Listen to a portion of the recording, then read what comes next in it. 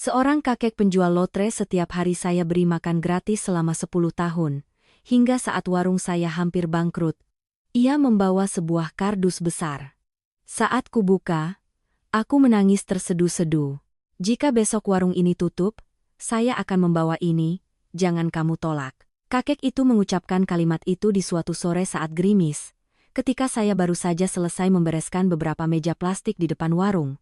Kalimat itu terdengar begitu ringan, tapi entah mengapa terus terngiang di kepala saya sepanjang malam. Saat itu saya hanya tersenyum, mengira ia hanya bercanda seperti biasa. Tapi belakangan saya baru tahu, ada ucapan yang terdengar sepele namun justru membuat orang mengingatnya seumur hidup. Nama saya Banyu, usia saya hampir 40 tahun, pemilik sebuah warung nasi kecil yang terselip di gang sempit dekat Pasar Tenteram. Warung saya bukan warung mewah, hanya ada beberapa meja stainless steel, beberapa kursi plastik, menjual nasi rames untuk para pekerja. Pelanggan tetap saya kebanyakan adalah ibu-ibu penjual sayur di pasar, bapak-bapak ojek, dan para tukang bangunan. Ada yang sudah makan di sini sejak warung ini pertama kali buka, hingga kami sudah akrab seperti keluarga. Warung ini saya buka lebih dari 10 tahun yang lalu. Waktu itu saya tidak punya apa-apa selain kompor tua dan beberapa resep masakan yang diajarkan ibu saya. Hari pertama buka, warung sepi sekali, hanya laku beberapa porsi. Ada hari di mana jualan begitu sepi sampai malamnya saya hanya bisa duduk memandangi bakul nasi yang masih penuh sambil menghela napas. Saya bahkan pernah berpikir untuk menutup warung dan bekerja saja pada orang lain agar tidak pusing. Tapi justru di masa-masa sulit itulah, saya bertemu dengan kakek penjual lotre itu. Namanya Leman. Saya tidak tahu nama lengkapnya, atau dari mana asalnya. Saya hanya tahu orang-orang di sekitar pasar memanggilnya kakek Leman. Jadi saya pun ikut memanggilnya begitu. Orangnya kecil, kulitnya legam terbakar matahari, rambutnya sudah hampir putih semua, dan ia selalu membawa tas kain lusuh di pinggangnya, isinya setumpuk kupon lotre. Setiap hari ia mampir ke warung saya, biasanya sekitar tengah hari atau sore. Awalnya ia hanya berdiri di depan pintu, menyodorkan kupon lotrenya sambil tersenyum ramah. Beli satu, Mas, buat penglaris. Saya sering membelinya, bukan karena percaya akan menang, tapi karena kasihan padanya. Ada hari di mana jualan saya sepi. Di kantong hanya tersisa beberapa puluh ribu rupiah, tapi saya tetap menyisihkan uang untuk membeli selembar kuponnya. Setelah membeli, ia tidak langsung pergi, tapi berdiri di sana dan bertanya, "Hari ini jualannya lancar, Mas?" Saya tersenyum dan bercanda. "Lancar sekali, Kek." Saking lancarnya, uangnya cukup untuk tutup warung selamanya. Ia pun ikut tertawa. Tawa yang tulus, tanpa cemoohan, tanpa rasa kasihan, hanya sebuah simpati yang sangat ringan. Suatu hari, cuaca sangat terik, saya melihatnya berdiri di luar dengan keringat bercucuran. Saya memanggilnya masuk. "Kek, masuk sini duduk dulu. Di luar panas sekali." Ia ragu sejenak sebelum melangkah masuk, duduk di ujung kursi, kedua tangannya diletakkan di atas lutut seolah takut mengganggu. Saya memberinya segelas es teh tawar. Ia menerimanya sambil terus mengucapkan terima kasih. Hari itu entah mengapa saya menyajikan sepiring nasi di hadapannya. "Makan dulu, Kek. Anggap saja traktiran dari saya." Ia memandangi piring nasi itu sejenak, lalu menatap saya, matanya sedikit memerah. "Mas serius memberi saya makan?" Saya mengangguk. "Tentu saja. Ini kan warung nasi, tidak mungkin kekurangan nasi." Ia makan dengan sangat perlahan. Setiap suapan kecil seolah takut nasinya cepat habis. Selesai makan, ia berdiri, merogoh kantongnya dan mengeluarkan beberapa lembar uang lecek. "Ini, Mas, bayarannya." Saya menepis tangannya. "Tidak usah, Kek. Anggap saja saya sudah membeli lotre kakek." Ia tidak berkata apa-apa lagi, hanya menunduk lalu pergi dengan diam. Sejak hari itu, hal tersebut menjadi kebiasaan. Setiap hari ia mampir, saya selalu menyiapkan sepiring nasi untuknya. Awalnya ia masih sungkan dan terus memaksa untuk membayar. Lama-kelamaan ia tidak pernah menyinggungnya lagi, tapi setiap selesai makan ia selalu berkata, "Kamu memberiku makan." Aku ingat, kalimat itu ia ucapkan selama 10 tahun. 10 tahun, terdengar lama, tapi berlalu begitu saja. warung saya yang tadinya sepi perlahan menjadi lebih ramai. Saya memperbaiki atap seng, mengganti beberapa meja dan kursi baru, dan menu makanan pun menjadi lebih beragam. Bukan berarti saya menjadi kaya, tapi cukuplah untuk hidup, cukup untuk membuka warung setiap hari tanpa khawatir merugi. Sedangkan kakek Leman tetap sama, masih dengan tas kain lusuhnya, suara bicaranya yang pelan, dan senyumnya yang ramah. Hanya saja punggungnya semakin bungkuk, dan langkahnya semakin lambat. Pernah suatu hari hujan, ia basah kuyup, saya harus memberinya handuk kering dan memaksanya duduk sampai kering sebelum membiarkannya pergi. Pernah sekali saya bercanda, kakek jual lotre kok tidak pernah menang? Ganti profesi saja kek. Ia tertawa. Saya sudah menang, tapi Mas tidak tahu. Saya bertanya. Menang apa? Ia menunjuk piring nasi di hadapannya. Menang ini. Mendengar itu saya tertawa, tapi hati saya terasa sedikit sesak. Banyak orang di pasar yang tahu kalau saya memberinya makan gratis. Ada yang memuji, ada juga yang menggoda. Mas Banyu baik sekali, ya, sampai memelihara penjual lotre.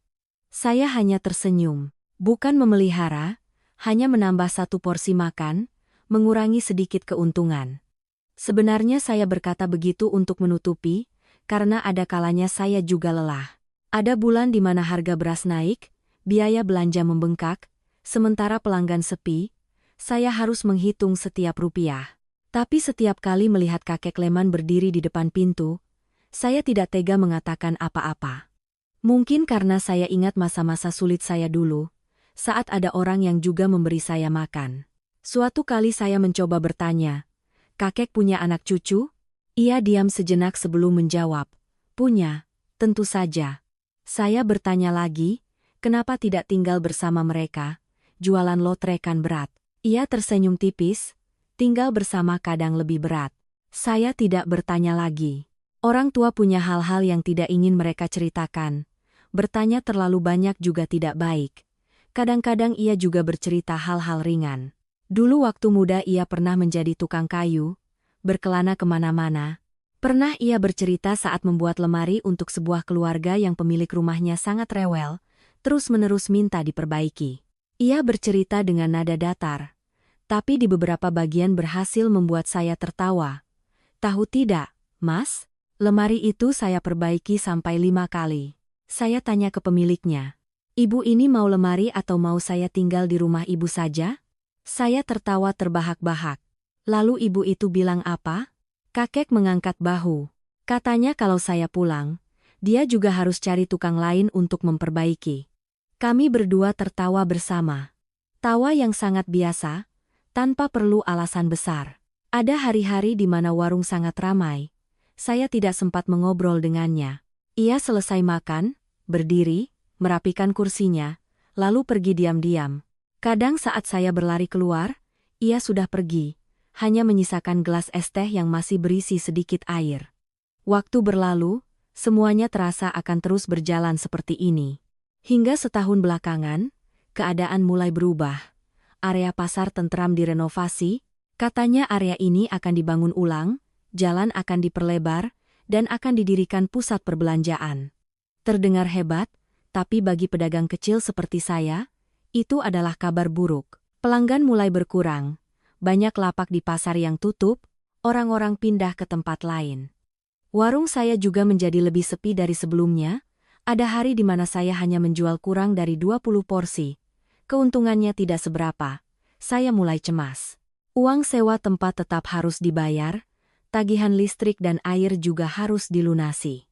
Terkadang saat menghitung pemasukan, saya merasa jika keadaan ini terus berlanjut, saya benar-benar harus menutup warung. Suatu malam, setelah membereskan warung, saya duduk sendiri memandangi papan nama tua yang tergantung di depan. Papan nama itu sudah saya pasang sejak hari pertama buka, tulisannya sudah pudar tapi saya masih belum tega menggantinya. Tepat saat itu, kakek Leman datang. Ia tidak masuk untuk makan seperti biasa, tapi berdiri di luar menatap saya. Mas belum pulang? Saya tersenyum. Belum. Sedang menghitung. Apakah besok masih perlu buka pintu atau tidak? Ia melangkah masuk, duduk di kursi, diam sejenak lalu bertanya, sesulit itukah, Mas? Saya mengangguk. Sepertinya sebentar lagi harus tutup, Kek. Ia tidak langsung berkata apa-apa. Ia memandang berkeliling warung, melihat dapur, meja, seolah sedang mengingat sesuatu. Lalu ia berkata dengan suara pelan, "Jika besok warung ini tutup, saya akan membawa ini, jangan kamu tolak." Saya tertawa. "Kakek mau bawa apa? Kupon lotre?" Ia menggeleng. "Bukan, sesuatu yang lain." Saat saya bertanya lebih lanjut, ia tidak mau menjawab, hanya tersenyum. Hari itu ia tidak makan. Ia berdiri dan berkata, "Besok saya datang lebih pagi."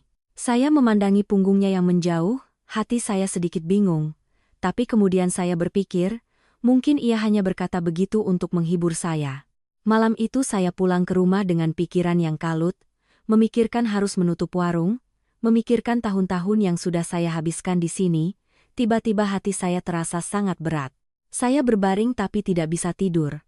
Terus teringat hari-hari pertama membuka warung, teringat pelanggan-pelanggan setia, teringat kakek Leman. Keesokan paginya, saya tetap membuka warung seperti biasa. Bagaimanapun, belum saatnya pergi, saya masih ingin memasak makanan yang layak. Menjelang siang, pelanggan hanya beberapa orang. Saya sedang menyendok nasi saat melihat kakek Leman masuk dari luar. Tapi hari itu ia tidak datang sendiri. Ia menarik sebuah gerobak kecil. Di atasnya ada sebuah kardus besar yang diikat tali dengan rapi. Saya menatapnya dan bertanya, "Kakek mau pindahan? Kok bawa kardus segala?" Ia tidak langsung menjawab, hanya menatap saya, sorot matanya berbeda dari biasanya, lalu berkata pelan, "Hari ini saya mau bayar utang, Mas." Saya tertawa, mengira ia bercanda lagi. "Kakek utang apa sama saya?" Ia meletakkan tangannya di atas kardus dan berkata, "Utang 10 tahun jatah makan." Kalimat itu membuat saya terdiam. Entah mengapa jantung saya berdebar sedikit lebih kencang. Belum sempat saya bertanya lebih lanjut, ia sudah membungkuk untuk membuka tali pengikat kardus itu. Saat tutup kardus itu terbuka sedikit, tiba-tiba tenggorokan saya terasa tercekat. Saat tutup kardus itu terbuka, saya tidak siap dengan perasaan saya saat itu. Bukan karena isinya adalah sesuatu yang mengerikan, tapi justru karena isinya terlalu sederhana. Di dalam kardus itu ada tumpukan uang yang diikat rapi dengan karet gelang, bukan uang baru, melainkan uang receh, uang lecek, berbagai macam pecahan. Ada lembaran yang masih basah bekas hujan, ada lembaran yang sudah begitu usang hingga warnanya memudar, tapi semuanya ditata dengan rapi, tidak berantakan sama sekali. Saya berdiri terpaku, tangan saya masih memegang sendok nasi, lupa dengan apa yang sedang saya lakukan. Pelanggan di warung pun menoleh, ada yang sampai berdiri, mengira ada kejadian besar. Saya menoleh ke arah kakek Leman, suara saya tercekat, "Kek ini. Ini apa?" Ia tidak langsung menjawab, melainkan duduk di kursi yang biasa ia duduki. Kursi yang sama selama 10 tahun ini. Ia menghela napas pelan lalu berkata, "Coba kamu hitung." Saya menggeleng. "Tidak, saya tidak perlu menghitungnya. Tapi, dari mana kakek dapat uang sebanyak ini?" Ia menatap saya, matanya masih seramah biasanya, tapi ada sesuatu yang sangat tegas. Saya kumpulkan. Kalimat sederhana itu membuat saya tidak tahu harus berkata apa lagi. Saya menarik kursi, duduk di hadapannya. Saat itu warung masih ada beberapa pelanggan, tapi mereka semua makan lebih pelan, telinga mereka memperhatikan percakapan kami. Saya merendahkan suara, "Kek, tolong jelaskan pada saya." Kakek Leman memandangi kardus itu sejenak sebelum berkata, "Setiap kali kamu memberiku makan, aku tidak pernah lupa. Aku pikir, tidak baik terus-menerus makan gratis dari orang lain. Jadi setiap hari aku menyisihkan sedikit." Saya mengerutkan kening. "Menyisihkan bagaimana?" Ia memasukkan tangannya ke dalam kardus, mengambil setumpuk kecil uang dan berkata, "Kalau jualan lagi laris, aku sisihkan 10.000. Kalau lagi sepi, aku sisihkan 5.000. Bahkan kalau tidak laku sama sekali, aku tetap sisihkan 2.000. Anggap saja menepati janji pada diri sendiri." Mendengar itu hati saya terasa sesak. Selama 10 tahun? Artinya, selama 10 tahun, setiap hari kakek menyisihkan uang seperti ini. Saya bertanya, suara saya sedikit bergetar. "Kakek menabung untuk apa?" Ia tersenyum tipis. Untuk membayar makanmu, saya sontak berkata, kakek bicara apa? Saya kan tidak pernah menagih. Ia mengangguk. Kamu tidak menagih, tapi saya yang harus sadar diri. Mendengar itu saya tidak bisa tertawa lagi. Saya memandangi kardus itu, lalu memandanginya. Tiba-tiba bayangan selama 10 tahun terakhir muncul di kepala saya. Hari-hari yang cerah, hari-hari yang hujan, saat-saat ia duduk makan dalam diam, saat-saat ia tersenyum ramah ketika saya bercanda. Ternyata, sementara saya pikir saya hanya memberinya sepiring nasi, ia justru membawa sebuah ingatan yang panjangnya 10 tahun. Saya menarik napas dalam-dalam dan berkata, Kek, saya tidak bisa menerima ini. Ia tidak terkejut, hanya bertanya balik, kenapa tidak bisa? Saya jelaskan, karena saya tidak pernah menganggapnya sebagai utang. Saya memberi kakek makan karena saya memang ingin. Kakek membawa ini, saya jadi merasa tidak enak. Ia mengangguk seolah sudah menduga jawaban ini. Ia tidak langsung membantah, tapi bertanya lagi, kamu merasa tidak enak karena apa? Saya berpikir sejenak lalu berkata jujur, karena saya merasa seolah-olah kita sedang hitung-hitungan, dan itu bukan cara saya berpikir. Ia diam sejenak lalu berkata perlahan, kamu memberiku makan adalah kebaikan hatimu, aku menabung adalah kebaikan hatiku. Keduanya tidak sama, saya tidak tahu harus menjawab apa. Secara logika ia benar, tapi hati saya masih belum bisa menerimanya. Tepat saat itu, Ibu Siti, penjual sayur di lapak sebelah, selesai makan, berdiri dan ikut menimpali, Mas Banyu, terima saja. Orang menabung selama 10 tahun itu bukan main-main, loh. Saya menoleh sambil tersenyum canggung. Bu Siti, sudah selesai makan, pulang saja sana. Biar kami selesaikan urusan kami. Ibu Siti terkekeh. Iya, saya pulang, tapi jujur saja, kalau saya yang disayang orang seperti itu, saya terima langsung. Seisi warung tertawa kecil. Suasana tegang sedikit mencair. Saya kembali menatap kakek Leman. Kakek tahu kan, saya tidak dalam keadaan begitu kekurangan sampai harus menerima uang dari kakek. Ia mengangguk. Saya tahu. Lalu kenapa kakek tetap membawanya? Ia menatap lurus ke arah saya. Karena aku tidak ingin kamu berpikir aku ini benalu. Kalimat itu membuat saya terdiam. Saya langsung berkata, siapa yang bilang kakek benalu? Di sini tidak pernah ada yang berpikir begitu. Ia tersenyum tipis. Tidak ada yang bilang, tapi aku sendiri yang merasa. Saya terdiam. Ada hal-hal yang tidak diucapkan orang, tapi mereka simpan dalam hati untuk waktu yang lama. Mungkin bagi saya itu hanya sepiring nasi, tapi baginya itu adalah harga diri. Ia melanjutkan, kamu memberiku makan, aku berterima kasih. Tapi jika hanya berterima kasih tanpa melakukan apa-apa, aku merasa diriku semakin kecil. Mendengar itu hati saya terasa berat.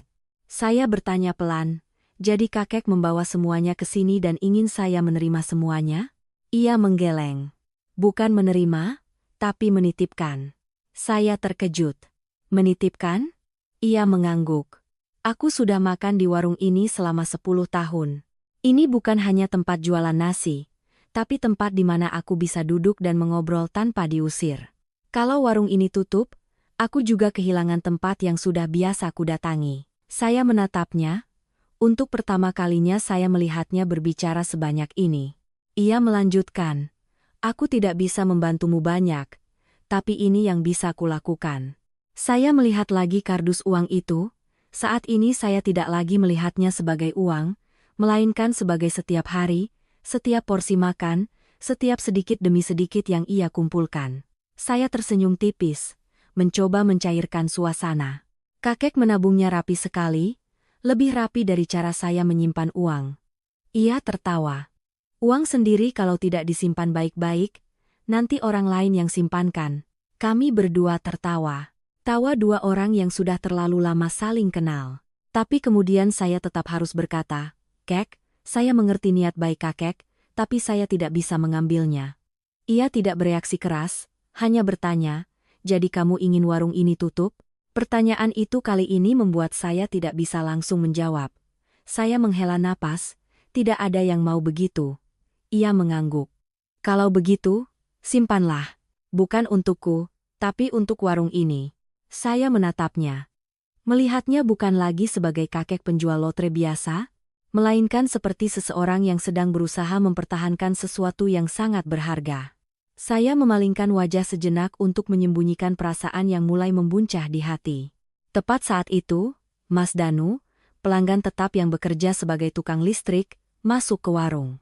Melihat pemandangan itu, ia bertanya, "Wah, hari ini warung Banyu buka cabang bang, ya?" Seisi warung kembali tertawa. Saya ikut tertawa lalu berkata, "Bukan. Hari ini warung kami sedang melakukan inventarisasi rasa kemanusiaan." Mas Danu menggaruk kepala, terdengar rumit sekali. "Kasih saya sepiring nasi dulu, nanti kita lanjut ngobrol." Suasana kembali ringan. Saya kembali menatap kakek Leman. Ia masih duduk di sana, tangan di atas lutut, menunggu jawaban saya. Saya tahu jika saya menolak mentah-mentah, ia akan sedih. Tapi jika saya terima, saya merasa seperti melakukan kesalahan terhadap prinsip saya sendiri. Setelah beberapa lama, saya berkata, "Biar saya simpan sebagian saja." Ia menatap saya. "Sebagian?" Saya mengangguk. "Sisanya kakek yang pegang. Kapan-kapan kalau saya benar-benar butuh, kakek berikan lagi." Ia diam berpikir. Saya menambahkan, "Dengan begitu, saya tidak merasa sedang mengambil milik kakek, tapi seperti kakek sedang membantu menyimpankannya untuk saya." Ia menatap saya cukup lama lalu tersenyum. "Kalau kamu bilang begitu, saya setuju."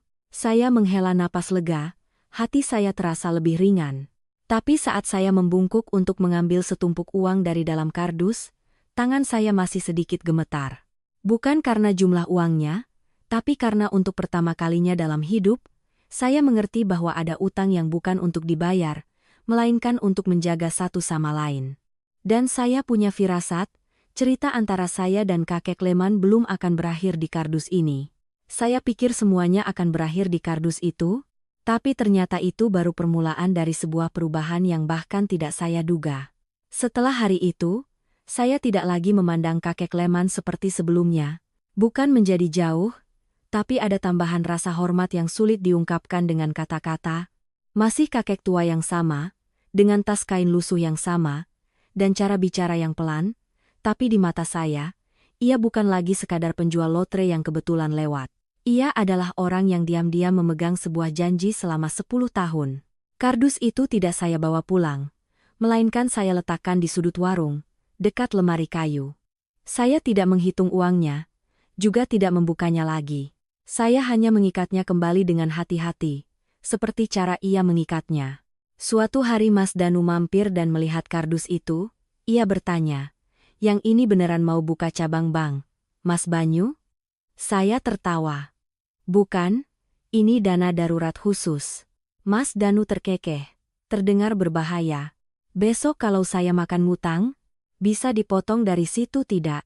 Saya menggeleng. "Tidak bisa. Dana ini tidak digunakan untuk membayar utang kalian." Kami berdua tertawa. Tapi dalam hati saya tahu kardus itu bukan sekadar uang. Hari-hari berikutnya, warung masih sepi. Ada hari di mana hanya ada beberapa orang. Saya duduk menyendok nasi sambil melihat bakul nasi yang masih lebih dari separuh. Setiap kali seperti itu, saya melirik ke sudut tempat kardus itu berada, hati saya terasa hangat sekaligus berat. Kakek Leman masih mampir secara teratur, tapi sejak hari itu ia tidak banyak bicara seperti sebelumnya. Selesai makan, ia tetap mengelap mulut, tetap mengucapkan terima kasih, tapi tatapannya pada warung ini lebih lama. Suatu kali saya bertanya, "Hari ini jualannya laku kek?" Ia tersenyum. "Laku beberapa lembar." Saya bertanya lagi, "Masih menabung?" Ia menggeleng. "Sekarang saya menabung untuk makan sendiri saja." Saya mengerti maksudnya dan tidak bertanya lebih lanjut.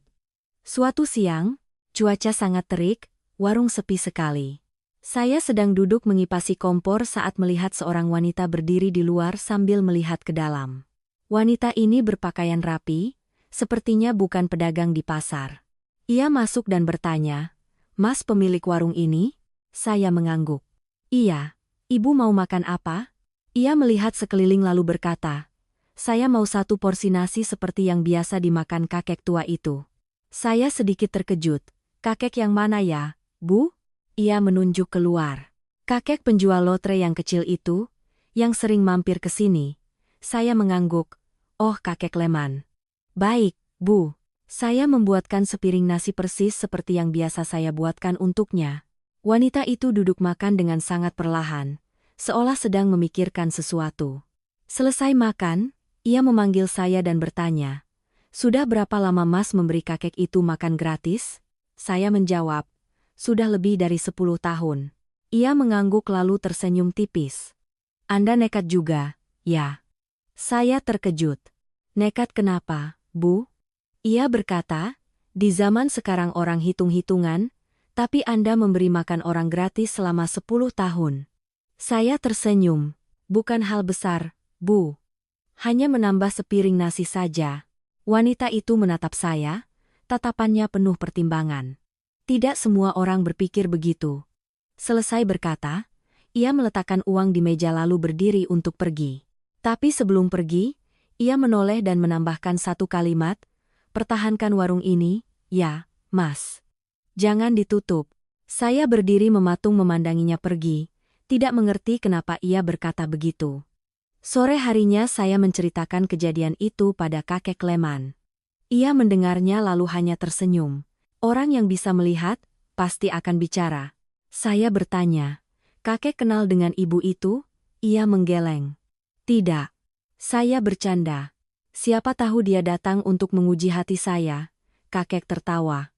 "Kalau menguji hati tapi makannya sampai habis bersih begitu, berarti hatimu lulus ujian." Kami berdua tertawa. Tapi setelah kejadian itu, sebuah pikiran baru muncul di kepala saya. Apakah warung saya ini bukan hanya tempat menjual nasi? Apakah ada sesuatu yang lain yang belum saya sadari? Hari-hari berikutnya, saya mencoba mengubah sedikit. Saya tidak menurunkan harga, tidak memberikan promo besar, hanya sekadar memasak beberapa jenis sayur kuah yang lebih lezat, lebih memperhatikan setiap piring nasi. Suatu hari saya melihat seorang bapak ojek duduk di luar, ragu-ragu untuk masuk. Saya memanggilnya, "Pak, masuk makan, Pak. Hari ini ada sayur asem ikan enak loh." Bapak itu tersenyum malu. "Nanti saja, Mas.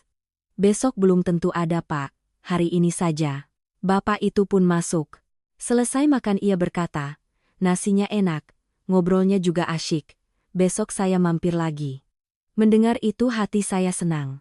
Perlahan-lahan warung mulai kedatangan beberapa pelanggan baru. Tidak seramai dulu, tapi juga tidak lagi sepi melompong. Suatu sore, kakek Leman datang lebih awal dari biasanya. Ia tidak langsung masuk, tapi berdiri memandangi papan nama di depan warung. Saya bertanya, "Lagi lihat apa, Kek?" Ia berkata, "Papan nama ini tulisannya sudah pudar." Saya tersenyum. "Iya, sudah digantung 10 tahun." Ia mengangguk. "Mau diganti?" Saya menggeleng. "Belum ada uangnya." Ia diam sejenak lalu berkata, "Biar saya yang urus." Saya tertawa. "Kakek mau urus apa?" Ia tidak menjawab, hanya tersenyum. Saya pun tidak bertanya lebih lanjut karena sudah biasa dengan caranya yang suka bicara setengah-setengah. Tapi 2 hari kemudian, ia kembali, kali ini tidak sendiri.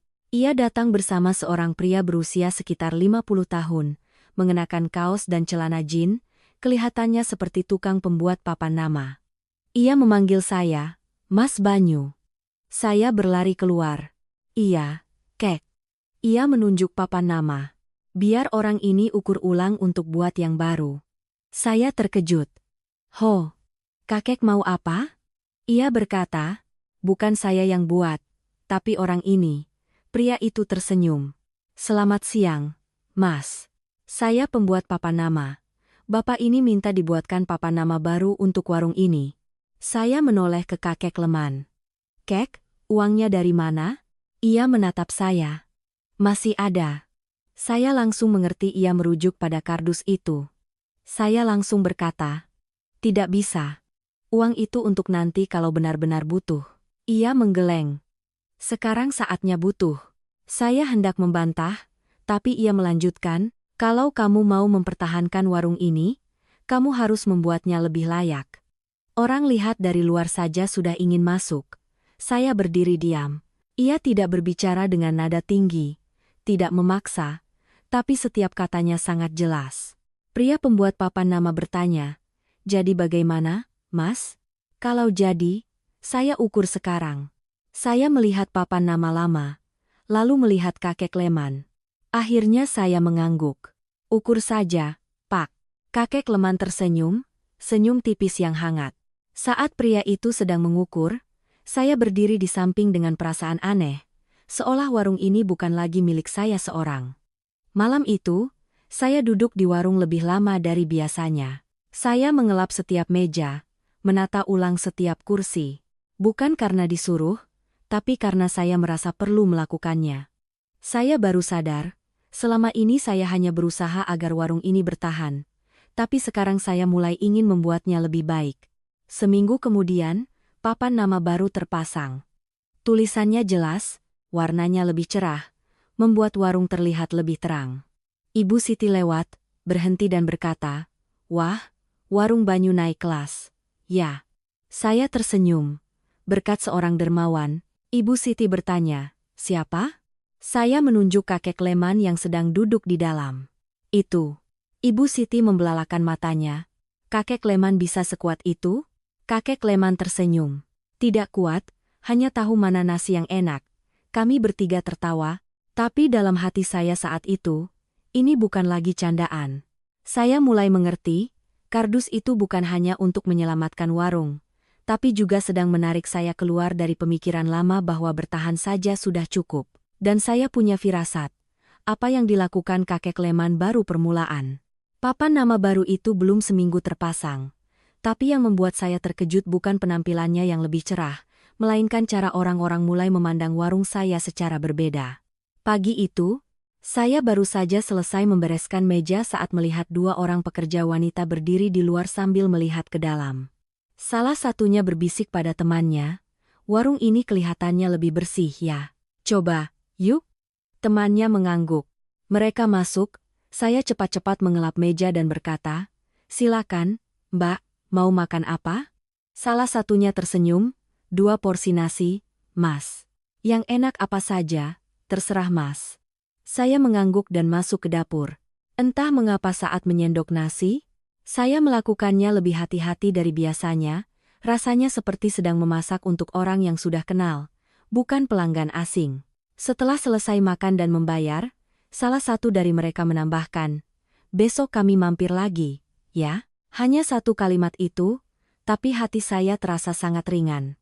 Saya menoleh ke kakek Leman yang saat itu sedang minum teh dan berkata, "Lihat, Kek, papan nama baru benar-benar manjur." Ia tersenyum.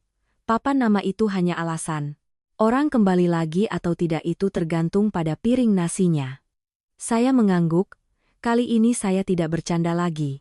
Saya paham ia benar. Tapi kebahagiaan itu tidak berlangsung lama. Masalah lain datang.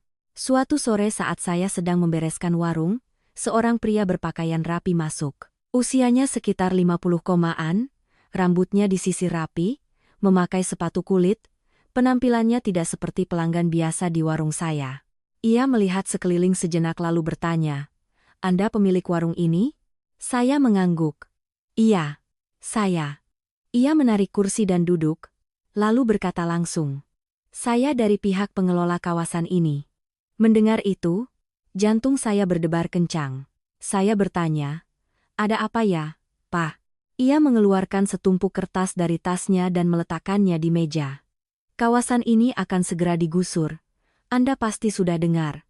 Saya mengangguk, "Iya, saya sudah dengar."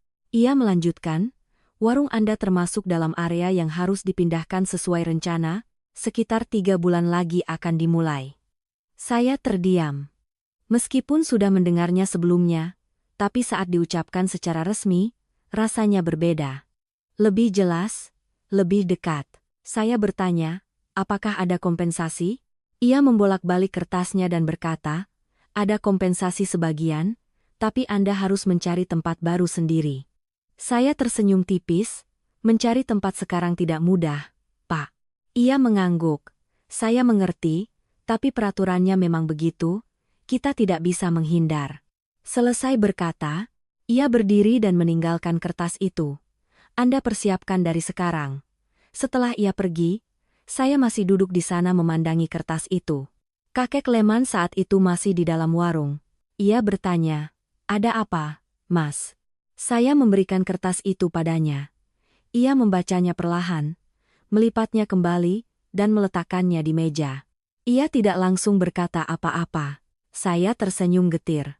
Sepertinya kali ini benar-benar harus tutup kek. Ia menatap saya. "Kamu sudah memutuskan begitu?" Saya menghela napas. Mau bagaimana lagi? Tempat baru belum ada, uang juga tidak cukup. Pindah warung bukan perkara mudah. Ia tidak membantah, hanya bertanya, "Apakah kamu ingin mempertahankan warung ini?" Saya langsung menjawab, "Tentu saja mau, tapi mau saja tidak cukup." Ia mengangguk. Suasana di warung menjadi hening sejenak. Saya berdiri dan berjalan keluar, memandangi gang kecil yang sudah begitu akrab. Bertahun-tahun saya hidup dengan warung ini, dengan gang ini. Sekarang disuruh pindah bukan hanya soal tempat, tapi seperti meninggalkan sebagian dari hidup saya. Malam itu saya pulang lebih telat. Istri saya, Ratih, melihat saya diam saja dan bertanya, "Ada apa, Mas?" Saya menceritakan soal penggusuran itu. Ratih duduk diam sejenak lalu berkata, "Aku juga sudah dengar dari orang-orang, tapi tidak menyangka secepat ini." Saya mengangguk. 3 bulan. Ia menatap saya. "Lalu rencanamu bagaimana?" Saya tersenyum tipis. "Aku sedang berpikir, tapi tidak menemukan jalan keluar." Ratih tidak banyak bicara, hanya meletakkan tangannya di bahu saya. "Masih ada aku. Masih ada anak kita. Kita pikirkan bersama." Kalimat sederhana itu membuat saya merasa sedikit lebih kuat. Keesokan paginya, saya tetap membuka warung seperti biasa. Tapi di kepala saya selalu terbayang batas waktu 3 bulan itu. Pelanggan tetap datang, makan, tertawa, tapi saya melihat mereka semua seolah akan segera berpisah. Kakek Leman hari itu datang lebih siang dari biasanya. Ia masuk, duduk, dan berkata, "Hari ini masak apa, Mas?" Saya menjawab, "Ikan semur, sayur labu." Ia mengangguk. "Kasih saya 1 porsi seperti biasa." Saya menyajikan nasi untuknya lalu duduk di hadapannya. Saya berkata, "Kek, kalau warung ini pindah, kakek masih bisa menemukannya." Ia tersenyum. "Kamu pindah kemana? Nanti aku tanya orang juga ketemu." Saya ikut tersenyum, tapi dalam hati masih khawatir. Selesai makan, ia tidak langsung berdiri seperti biasanya, tapi tetap duduk. Ia berkata, "Sudah coba cari tempat baru?" Saya menggeleng. "Belum, tidak tahu harus mulai dari mana." Ia mengangguk lalu bertanya, "Kamu ingin warung yang seperti apa?" Saya berpikir sejenak lalu berkata jujur, "Asal cukup untuk masak, cukup untuk tempat duduk, dan bersih, itu sudah cukup." Ia tersenyum, "Pikiranmu terlalu sederhana." Saya bertanya balik, "Memangnya kakek mau yang seperti apa?" Ia berkata perlahan, "Kamu sudah menjalankannya selama 10 tahun? Bukan hanya untuk sekadar bertahan hidup. Kamu bisa melakukan lebih dari itu." Saya menatapnya. "Kakek percaya saya bisa?" Ia mengangguk. "Aku sudah makan nasimu selama 10 tahun, aku tahu." Mendengar kalimat itu, saya tidak tahu harus merasa senang atau tertekan. Sore harinya, saat saya sedang membereskan warung, Mas Danu mampir dan mendengar cerita penggusuran. Ia berkata, "Mas Banyu, kalau pindah, warungnya harus dibuat lebih bagus dari yang ini." Saya tertawa, belum juga pindah sudah berpikir yang muluk-muluk. Mas Danu berkata, "Bukan muluk-muluk, tapi biar pantas. Sudah banyak orang yang kenal sama Mas, kan?" Saya melihat sekeliling warung, meja, kursi, dapur, semuanya begitu akrab. Tapi mungkin akrab bukan berarti harus tetap sama selamanya. Malam itu, saya mengeluarkan kardus itu dan membukanya lagi untuk pertama kalinya sejak kakek Leman membawanya. Saya tidak menghitung, tapi saya memandangi setiap tumpukan uang. Setiap tumpukan adalah sebuah rentang waktu, setiap lembar uang adalah 1 hari yang ia sisihkan. Tiba-tiba saya mengerti, kardus ini bukan untuk mempertahankan warung yang lama, melainkan untuk membantu saya melangkah ke tempat yang baru. Keesokan paginya, saya berkata pada kakek Leman, "Kek, nanti sore ada waktu?" Ia bertanya, "Ada apa?" Saya berkata, "Temani saya, kita cari tempat baru." Ia menatap saya dan tersenyum. "Iya, ayo." Hanya satu kata ayo itu. Tapi hati saya terasa jauh lebih ringan. Sore harinya, saya menutup warung lebih awal. Saya dan kakek Leman berjalan kaki keluar, mulai menyusuri setiap gang. Bertanya ke setiap tempat. Ada yang terlalu sempit, ada yang harganya terlalu tinggi, ada yang terlalu jauh. Setelah berkeliling, hari mulai gelap. Saya menghela napas, susah juga ya, Kek. Ia tidak berkata apa-apa, hanya menunjuk ke arah sebuah jalan kecil. Coba ke arah sana. Saya mengikuti arahannya dan mengangguk. Kami berdua terus berjalan. Saya tidak tahu apakah tempat itu cocok atau tidak, tapi saya tahu kali ini saya tidak lagi berjalan sendirian. Jalan kecil yang ditunjuk kakek Leman awalnya tidak terlalu saya harapkan. Letaknya sedikit jauh dari area pasar yang lama, sekitar beberapa ratus meter. Di kedua sisi jalan ada deretan rumah sederhana diselingi beberapa bangunan baru. Tidak seramai tempat saya berjualan sekarang, tapi juga tidak sepi. Sambil berjalan saya berkata, "Kek, tempat ini agak jauh dari pasar. Apa nanti ada pelanggan?" Kakek Leman tidak langsung menjawab. Ia melihat sekeliling sejenak lalu berkata, "Coba kamu perhatikan baik-baik." Saya berhenti dan mengamati. Ada sebuah bengkel motor, sebuah warung minuman kecil, beberapa pedagang keliling, dan beberapa pekerja pabrik yang lewat. Tidak ramai, tapi ada arus orang yang berlalu lalang. Ia melanjutkan, "Di sini tidak berisik, tapi ada orang, dan orang, kapanpun, selalu butuh makan." Saya mengangguk. Teorinya benar, tapi bisnis tidak hanya butuh teori. Berjalan sedikit lagi, kami melihat sebuah rumah dengan papan disewakan. Rumah ini tidak besar tapi bagian depannya cukup lapang. Ada halaman kecil di depan, dan di dalam ada dapur tua yang bisa diperbaiki. Saya berhenti sejenak untuk melihatnya. Kakek Leman berkata, "Masuk dan tanya saja." Saya mengangguk dan mengetuk pintu. Seorang wanita berusia sekitar 50 tahun membuka pintu. Ia melihat kami dan bertanya, "Cari siapa, Pak?" Saya berkata sopan, "Maaf, Bu. Saya lihat ada papan disewakan, jadi saya mampir untuk bertanya." Wanita itu mengangguk. "Oh, iya. Masuk saja." Kami masuk ke dalam. Ruangannya tidak baru, tapi juga tidak terlalu tua. Yang penting, sudah ada area dapur, hanya perlu dibersihkan dan ditata ulang. Saya bertanya, "Disewakan berapa ya, Bu?" Ia menyebutkan harga yang tidak terlalu tinggi, tapi bagi saya saat itu tetap angka yang harus dipikirkan matang-matang. Saya bertanya beberapa hal lagi lalu berkata, "Baik, Bu, terima kasih. Saya izin pulang untuk berpikir dulu." Ia mengangguk. "Iya, kalau sudah pasti, kabari saya secepatnya." Keluar dari rumah itu, saya dan kakek Leman berdiri di luar. Saya berkata, "Tempatnya lumayan, tapi harga sewanya masih agak tinggi." Ia bertanya, "Kamu kurang berapa?" Saya tersenyum. "Kakek mau pakai kardus itu lagi?" Ia juga tersenyum. "Bukan dipakai semua. Tapi kalau ada, kenapa tidak digunakan?" Saya menggeleng. Saya tidak mau bergantung sepenuhnya pada itu. Ia menatap saya dan berkata, "Kamu bukan bergantung. Kamu sedang menggunakan apa yang sudah kamu miliki." Saya terdiam. Sebenarnya saya mengerti. Tapi dalam hati masih ada sesuatu yang menahan. Mungkin gengsi. Mungkin kebiasaan untuk mengurus semuanya sendiri. Kami berjalan ke beberapa tempat lain, tapi tidak ada yang lebih baik. Akhirnya, saat hari sudah mulai gelap, saya berkata, "Sepertinya tempat yang tadi paling pas." Kakek mengangguk. "Iya." Malam itu saya pulang dan menghitung ulang.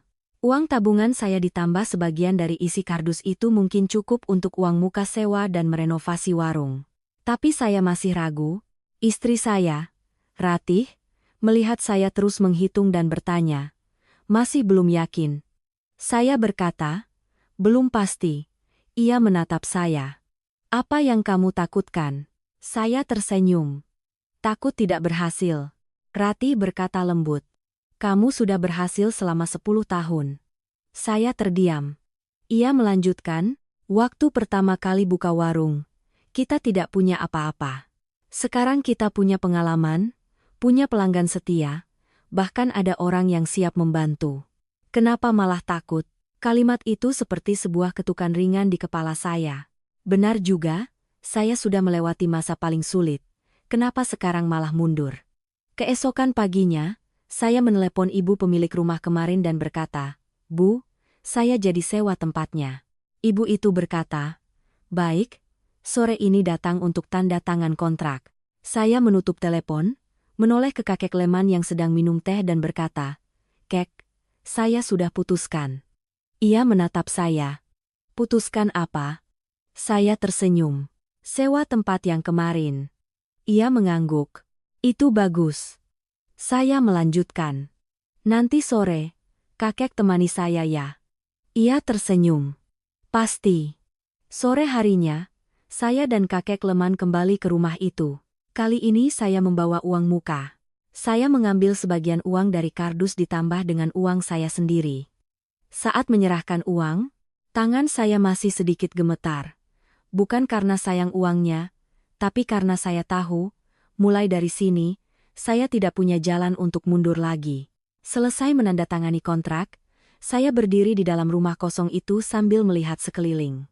Kakek Leman berdiri di samping saya dan berkata, "Coba bayangkan." Saya bertanya, "Bayangkan apa?" Ia berkata, "Bayangkan tempat ini nanti akan seperti apa." Saya melihat sekeliling lalu memejamkan mata sejenak. Saya membayangkan di mana letak dapur, bagaimana meja dan kursi akan ditata, di mana pelanggan akan duduk. Sesaat kemudian, saya membuka mata dan tersenyum. Saya sudah bisa melihatnya. Ia mengangguk. Kalau sudah bisa melihatnya, berarti bisa melakukannya. Hari-hari berikutnya, saya mulai membersihkan dan merenovasi. Saya tidak menyewa banyak tukang, sebagian besar saya kerjakan sendiri, hemat sedikit demi sedikit. Mas Danu tahu, ia datang membantu memasang ulang instalasi listrik. Sambil bekerja ia berkata, "Mas Banyu, kali ini warungnya harus dibuat bagus, ya. Jangan seadanya lagi." Saya tersenyum. "Iya, dibuat yang pantas." Ibu Siti juga mampir membawakan saya sedikit sayuran, berkata, "Kalau ada yang kurang, bilang saja. Apa yang bisa saya bantu, saya bantu." Saya berterima kasih, hati saya terasa hangat. Kakek Leman setiap hari selalu ada di sana. Ia tidak bisa melakukan pekerjaan berat, tapi ia menyapu, menata meja, mengelap kursi. Suatu hari saya berkata, "Kek, istirahat saja, ini saya bisa kerjakan." Ia berkata, "Saya tidak kerja berat, saya kerja yang ringan." Saya tertawa. Alasan kakek masuk akal juga. Suatu siang saat saya sedang mengelap dapur, kakek Leman duduk di dekat pintu sambil melihat keluar. Ia berkata, "Kamu masih ingat warung yang lama?" Saya berhenti sejenak, berpikir, lalu berkata, "Ingat." Merasa kehilangan, saya tersenyum tipis. "Tentu saja, tapi tidak sesedih di awal." Ia mengangguk. "Itu sudah cukup." Saya bertanya balik, "Kakek sendiri, merasa kehilangan?" Ia menatap saya lalu berkata, "Saya tidak kehilangan tempatnya. Saya kehilangan orang-orangnya." Saya mengerti, tempat bisa berganti, tapi orang sulit dicari. Hari-hari renovasi berlalu lebih cepat dari yang saya duga. Hanya dalam 2 minggu, warung baru sudah mulai terbentuk. Tidak jauh lebih besar, tapi lebih rapi, lebih terang. Saat memasang papan nama baru, saya mengambil papan nama yang sudah dibuat sebelumnya dan menggantungnya. Berdiri memandangi papan nama itu, saya merasakan perasaan yang sangat aneh. Seperti memulai lagi dari awal, tapi bukan dari nol. Malam itu saya duduk di warung baru, hanya saya dan kakek Leman. Saya berkata, "Kek, besok saya mulai jualan." Ia mengangguk. "Iya." Saya bertanya, "Menurut kakek, bagaimana?" Ia melihat sekeliling lalu berkata, "Bagus." "Tapi?" Saya bertanya. Ia tersenyum, "Jangan lupakan yang lama." Saya mengangguk. Saya mengerti ia tidak sedang membicarakan warung. Ia membicarakan cara saya menjalankan warung. Malam itu saya pulang ke rumah tapi tidak bisa tidur. Bukan karena cemas, tapi karena gugup. Besok saya akan membuka tempat baru. Sebuah awal yang baru. Tapi saya tidak lagi sendiri. Dan di dalam hati saya, untuk pertama kalinya setelah sekian lama, saya tidak merasa takut lagi. Pagi hari pembukaan warung baru, saya bangun lebih awal dari biasanya. Bukan karena perlu persiapan lebih, tapi karena hati saya terasa berdebar, sama seperti hari pertama saya membuka warung 10 tahun yang lalu. Bedanya, kali ini saya tidak lagi merasa takut sampai tangan gemetar, melainkan sebuah kegembiraan bercampur harapan. Istri saya, Ratih, bangun bersama saya. Ia berdiri di dapur membantu saya mencuci sayur dan memotong daging. Sambil bekerja ia berkata, "Jangan terlalu tegang, Mas. Kita lakukan saja seperti hari-hari biasa." Saya tersenyum. "Iya, tapi hari ini tetap hari pertama, kan?" Ia menatap saya. Hari pertama yang kedua. Kalimat itu membuat saya tertawa. Benar, hari pertama yang kedua. Tapi kali ini saya punya pengalaman. Punya orang-orang di samping saya dan punya sebuah perjalanan di belakang saya. Sekitar pukul 6 pagi, saya dan Ratih sudah selesai berbenah. Meja dan kursi tertata rapi, nasi mulai matang di penanak, aroma masakan menyebar harum. Kakek Leman datang lebih pagi dari biasanya. Ia berdiri di depan pintu sejenak, melihat ke dalam, baru kemudian melangkah masuk. Saya memanggilnya, "Masuk saja, Kek." "Kenapa berdiri di luar?" Ia tersenyum. "Saya lihat dulu, apa masih mirip dengan warung yang lama?" Saya bertanya, "Mirip tidak?" Ia mengangguk. "Tempatnya tidak mirip, tapi orangnya mirip." Mendengar itu hati saya terasa hangat. Saya menyajikan sepiring nasi untuknya seperti biasa. Ia duduk di tempat dekat pintu, makan sambil melihat keluar. Sekitar pukul 7, pelanggan pertama mulai datang. Mereka adalah dua pekerja wanita yang sebelumnya pernah mampir ke warung lama. Salah satunya masuk, melihat sekeliling lalu berkata, "Wah, Mas Banyu pindah ke sini, ya?" Saya tersenyum. "Iya, Mbak." "Silakan, mau makan seperti biasa?" Wanita yang satunya mengangguk. "Seperti biasa saja, yang penting tetap enak." Saya segera menyiapkan pesanan mereka. Sambil menunggu, saya perhatikan mereka melihat sekeliling sambil mengangguk-angguk. Selesai makan, salah satunya berkata, "Tempat ini lebih lega, kami duduk jadi lebih nyaman." Saya tersenyum. "Terima kasih, Mbak. Semoga sering mampir." Wanita yang satunya bercanda, "Kalau enak, kami tinggal di sini saja." Suasana ringan, persis seperti yang saya harapkan. Tapi menjelang siang, warung kembali sepi, tidak seramai yang saya harapkan. Saya berdiri di dapur melihat keluar, hanya ada beberapa meja yang terisi. Pikiran-pikiran lama mulai muncul di kepala saya. Apakah tempat ini akan berhasil? Apakah saya salah memilih? Kakek Leman saat itu duduk di mejanya sambil menatap saya. Ia berkata, "Kamu terlalu banyak berpikir." Saya tersenyum getir. "Kakek bisa tahu, ya?" Ia mengangguk. "Kamu terus melihat keluar, tidak melihat ke dalam." Saya bertanya, "Ke dalam bagaimana?" Ia menunjuk ke arah dapur. "Disitulah letak penentunya." Saya mengerti maksudnya. Saya kembali melanjutkan memasak, tidak lagi melihat keluar. Sesaat kemudian, 3 orang pria masuk. Mereka adalah tukang bangunan dari proyek di dekat sini. Salah satunya bertanya, "Warung baru, ya, Mas?" Saya menjawab, "Iya, Pak, baru buka hari ini." Pria yang lain berkata, "Kasih kami 3 porsi, mau coba dulu rasanya." Saya mengangguk dan segera membuatkan pesanan mereka. Selesai makan, salah satunya berkata, "Nasinya enak, harganya juga pas." Yang lain tertawa, "Besok kami mampir lagi." Hanya dengan itu, hati saya terasa lebih ringan. Siang itu berakhir tidak begitu ramai, tapi juga tidak buruk. Sore harinya saya duduk menghitung pendapatan, tidak tinggi, tapi juga tidak rugi. Saya menghela napas. Kakek Leman bertanya, "Bagaimana?" Saya tersenyum, "Belum bisa jadi kaya, tapi juga belum kelaparan." Ia tertawa. "Itu sudah bagus." Hari-hari berikutnya, warung mulai menemukan ritmenya. Tidak langsung ramai, tapi setiap hari ada beberapa orang baru yang datang, dan beberapa orang lama yang kembali. Satu hal yang saya sadari, pelanggan datang bukan hanya karena lapar, tapi karena suasana di sini. Suatu hari, seorang bapak tua mampir, selesai makan tidak langsung pulang tapi duduk minum teh sambil mengobrol dengan saya dan kakek Leman. Bapak itu berkata, "Di sini suasananya seperti warung zaman dulu. Duduknya nyaman." Saya tersenyum. "Iya, Pak, saya juga inginnya begitu."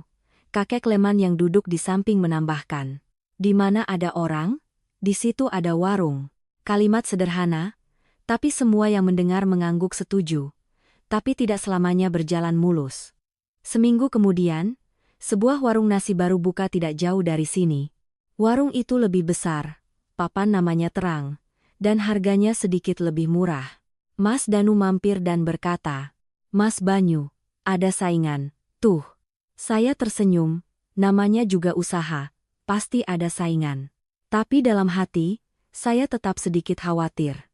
2 hari kemudian, saya merasa jumlah pelanggan sedikit berkurang. Tidak banyak, tapi cukup untuk saya sadari.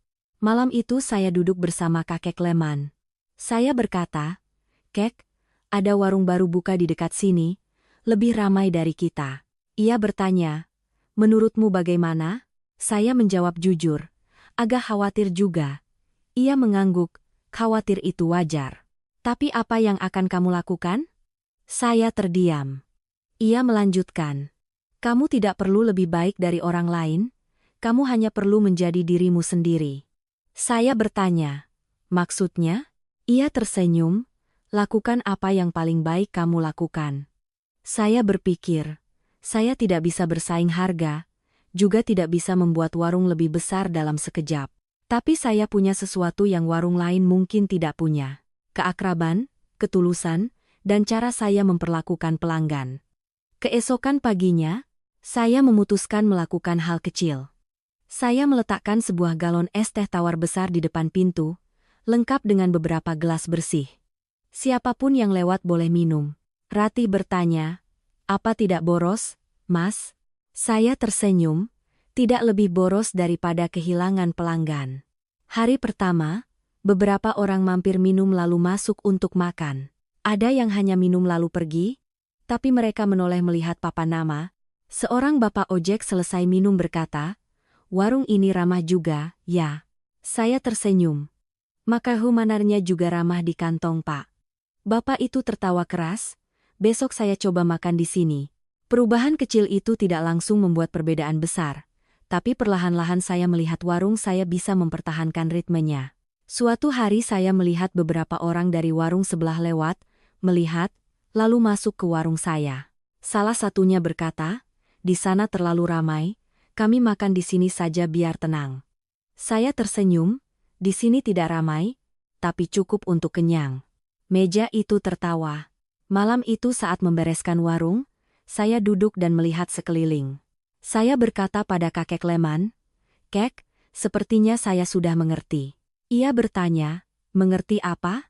Saya berkata, "Warung tidak perlu menjadi yang terbesar, tapi harus menjadi yang paling pas."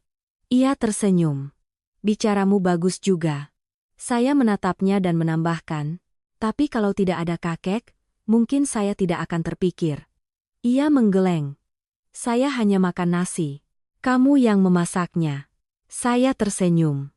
Tapi dalam hati saya tahu, ini bukan hanya soal makan nasi. Ia sedang mengajari saya dengan cara yang sangat diam. Dan saya merasa perjalanan ini masih menyimpan banyak hal yang belum saya ketahui. Setelah hampir setengah bulan membuka warung baru, saya mulai menemukan kembali ritme saya, tidak lagi merasa asing seperti hari-hari pertama. Semuanya perlahan berjalan sesuai jalurnya. Pagi hari saya bangun lebih awal bersama Ratih untuk persiapan. Kakek Leman datang tepat waktu dan duduk di tempat biasanya di dekat pintu. Pelanggan, campuran antara yang lama dan baru, datang silih berganti, suara obrolan mereka cukup untuk menghangatkan suasana. Tapi justru saat semuanya terasa mulai stabil, sebuah kejadian kecil terjadi. Yang belakangan saya sadari, itu bukan hal kecil sama sekali. Hari itu adalah siang yang terik, pelanggan datang lebih ramai dari biasanya, mungkin karena warung sebelah tutup mendadak. Saya berdiri di dapur, tangan tak berhenti bekerja, menyendok nasi sambil meneriakkan pesanan, keringat menetes di leher tanpa sempat saya seka. Ratih di luar melayani pelanggan dengan gesitnya. Kakek Leman duduk di sudut, sesekali berdiri membantu menyodorkan gelas air atau merapikan kursi untuk pelanggan. Saya sudah menyuruhnya istirahat, tapi ia tersenyum. Duduk diam saja juga capek. Kerja sedikit biar sehat. Saat sedang sibuk, saya mendengar suara yang agak keras dari salah satu meja. "Mas, kok nasi saya hari ini sedikit sekali?" Saya mengangkat kepala dan melihat seorang pria berusia sekitar 40 tahun, berpakaian rapi. Sepertinya seorang karyawan kantor. Ia duduk bersama dua orang temannya. Ratih mendekat dengan lembut. "Maaf, Pak. Kalau kurang, saya tambahkan." Pria itu menggeleng. "Bukan soal kurang atau banyak, tapi saya lihat tidak merata." Meja sebelah sana porsinya lebih banyak, suasana mulai sedikit tegang. Saya keluar dari dapur sambil tersenyum. "Maaf, Pak, harap maklum, kalau sedang ramai kadang ada kesalahan. Biar saya buatkan porsi yang baru." Pria itu menatap saya, nadanya masih belum melunak. "Warung baru tapi pelayanannya begini, susah nanti cari pelanggan." Saya mengangguk. "Iya, Pak, Bapak benar. Saya minta maaf." Selesai berkata, saya kembali ke dapur dan membuatkan porsi nasi baru yang lebih penuh. Lalu meletakkannya di hadapannya. Ia melihatnya sejenak lalu berkata, "Ya sudah. Begini lebih baik." Cerita sepertinya selesai di situ. Tapi saat membayar, ia masih menambahkan, "Mas harus lebih perhatian, pelanggan makan bukan hanya untuk kenyang, tapi juga karena perasaan." Saya menunduk. "Baik Pak, saya akan ingat." Setelah ia pergi, saya berdiri sejenak, hati saya terasa agak berat, bukan karena dikritik, tapi karena saya tahu ia benar. Kakek Leman saat itu menatap saya dan bertanya, "Kamu sedih?" Saya tersenyum tipis. "Bukan sedih, hanya merasa masih banyak kekurangan." Ia mengangguk, "Tahu kalau kurang itu bagus." Saya bertanya, "Menurut kakek, omongan Bapak tadi tidak terlalu keras?" Ia tersenyum, "Orang bicara keras supaya kamu ingat, yang tidak bicara apa-apa itu yang justru lebih berbahaya." Saya terdiam. Siang itu berakhir, saya duduk dan berpikir lama sekali.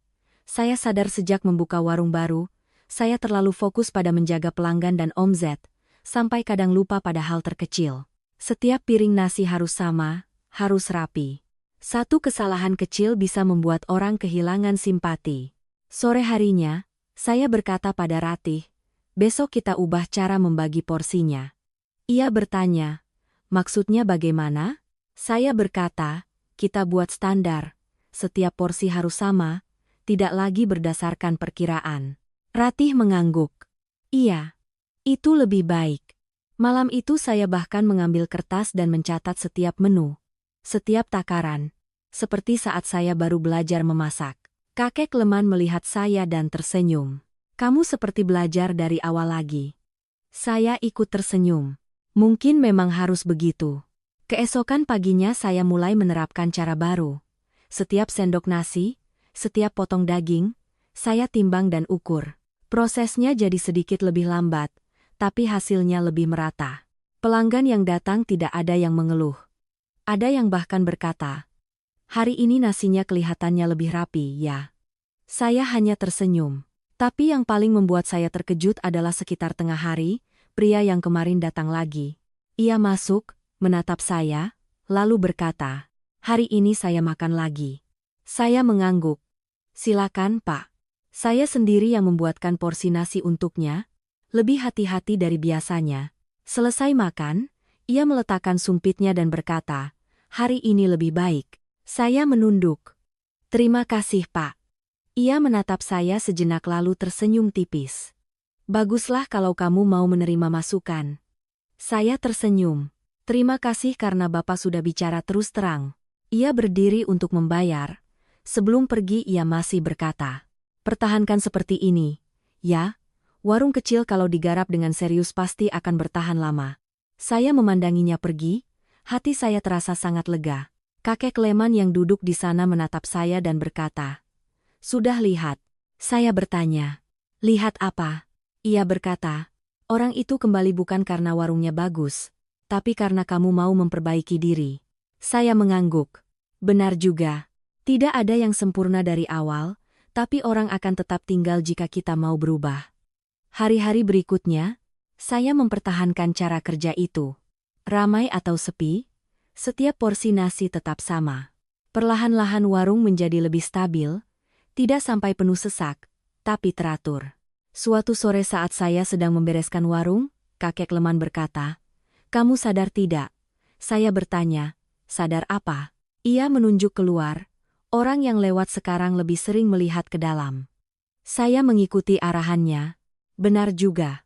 Ada yang berhenti sejenak, ada yang melihat lalu mengangguk, ada yang akhirnya masuk. Saya berkata, "Mungkin karena papa namanya." Ia menggeleng, "Bukan hanya papa nama, tapi cara kerjamu." Saya tersenyum. Kakek mulai bicara filsafat lagi. Ia tertawa. Saya tidak tahu filsafat. Saya hanya tahu kalau nasi enak, pasti kembali lagi. Kami berdua tertawa. Tapi dalam hati, saya tahu setiap kejadian kecil ini sedang membangun sesuatu yang lebih besar. Suatu malam saat warung sudah sepi, saya duduk bersama kakek Leman. Saya berkata, "Kek, saya merasa seperti sedang belajar lagi dari awal." Ia bertanya, "Kamu tidak keberatan?" Saya menggeleng. "Tidak. Kali ini saya merasa lebih mantap." Ia mengangguk. "Kamu berjalan lebih lambat, tapi di jalan yang benar." Saya menatapnya dan bertanya, "Kakek kok bisa tahu banyak hal?" Ia tersenyum. "Saya tidak tahu banyak.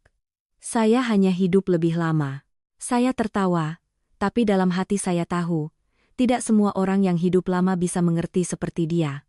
Malam itu saat pulang, saya menceritakannya pada Ratih. Ia berkata, "Kamu cepat juga berubahnya, Mas." Saya tersenyum.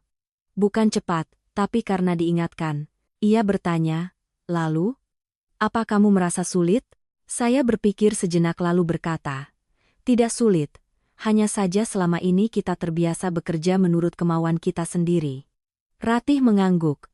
"Sekarang kita bekerja menurut kemauan pelanggan." Saya menggeleng. "Bukan menurut kemauan pelanggan, tapi bekerja untuk menjadi lebih baik." Ratih tersenyum. Saya juga tersenyum. Tapi dalam hati saya mulai merasakan sesuatu yang baru. Bukan lagi sekadar mempertahankan warung, tapi membuat warung ini layak untuk dipertahankan. Dan saya punya firasat, tantangan di depan tidak akan berhenti pada masukan-masukan kecil seperti hari ini. Sekitar sebulan lebih setelah membuka warung baru, saya mulai merasakan sesuatu yang sangat aneh. Warung tidak menjadi jauh lebih ramai, tapi menjadi lebih kokoh. Orang yang datang tidak membludak, tapi siapapun yang sudah datang biasanya akan kembali. Ada wajah-wajah yang dulu hanya saya lihat sekali, sekarang menjadi akrab. Ada orang yang saya belum hafal namanya, tapi hafal cara mereka memesan makanan. Pagi itu, cuaca sejuk, tidak sepanas hari-hari sebelumnya. Saya sedang memasak saat melihat sepasang suami istri lansia masuk. Sang istri berusia sekitar 60 tahun, suaminya mungkin beberapa tahun lebih tua. Mereka berpakaian sederhana tapi rapi. Sang istri melihat sekeliling lalu berkata, "Pak, kita duduk di sini saja." Suaminya mengangguk, menarik kursi untuk istrinya. Caranya yang begitu alami membuat saya memperhatikannya. Saya mendekat, "Permisi, Bapak, Ibu, mau makan apa?"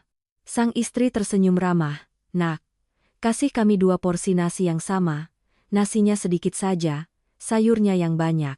Saya mengangguk. "Baik, Bu." Saat menyiapkan pesanan mereka, saya sengaja lebih berhati-hati. Saya mengurangi porsi nasinya, menambah sayuran, dan mengurangi minyak.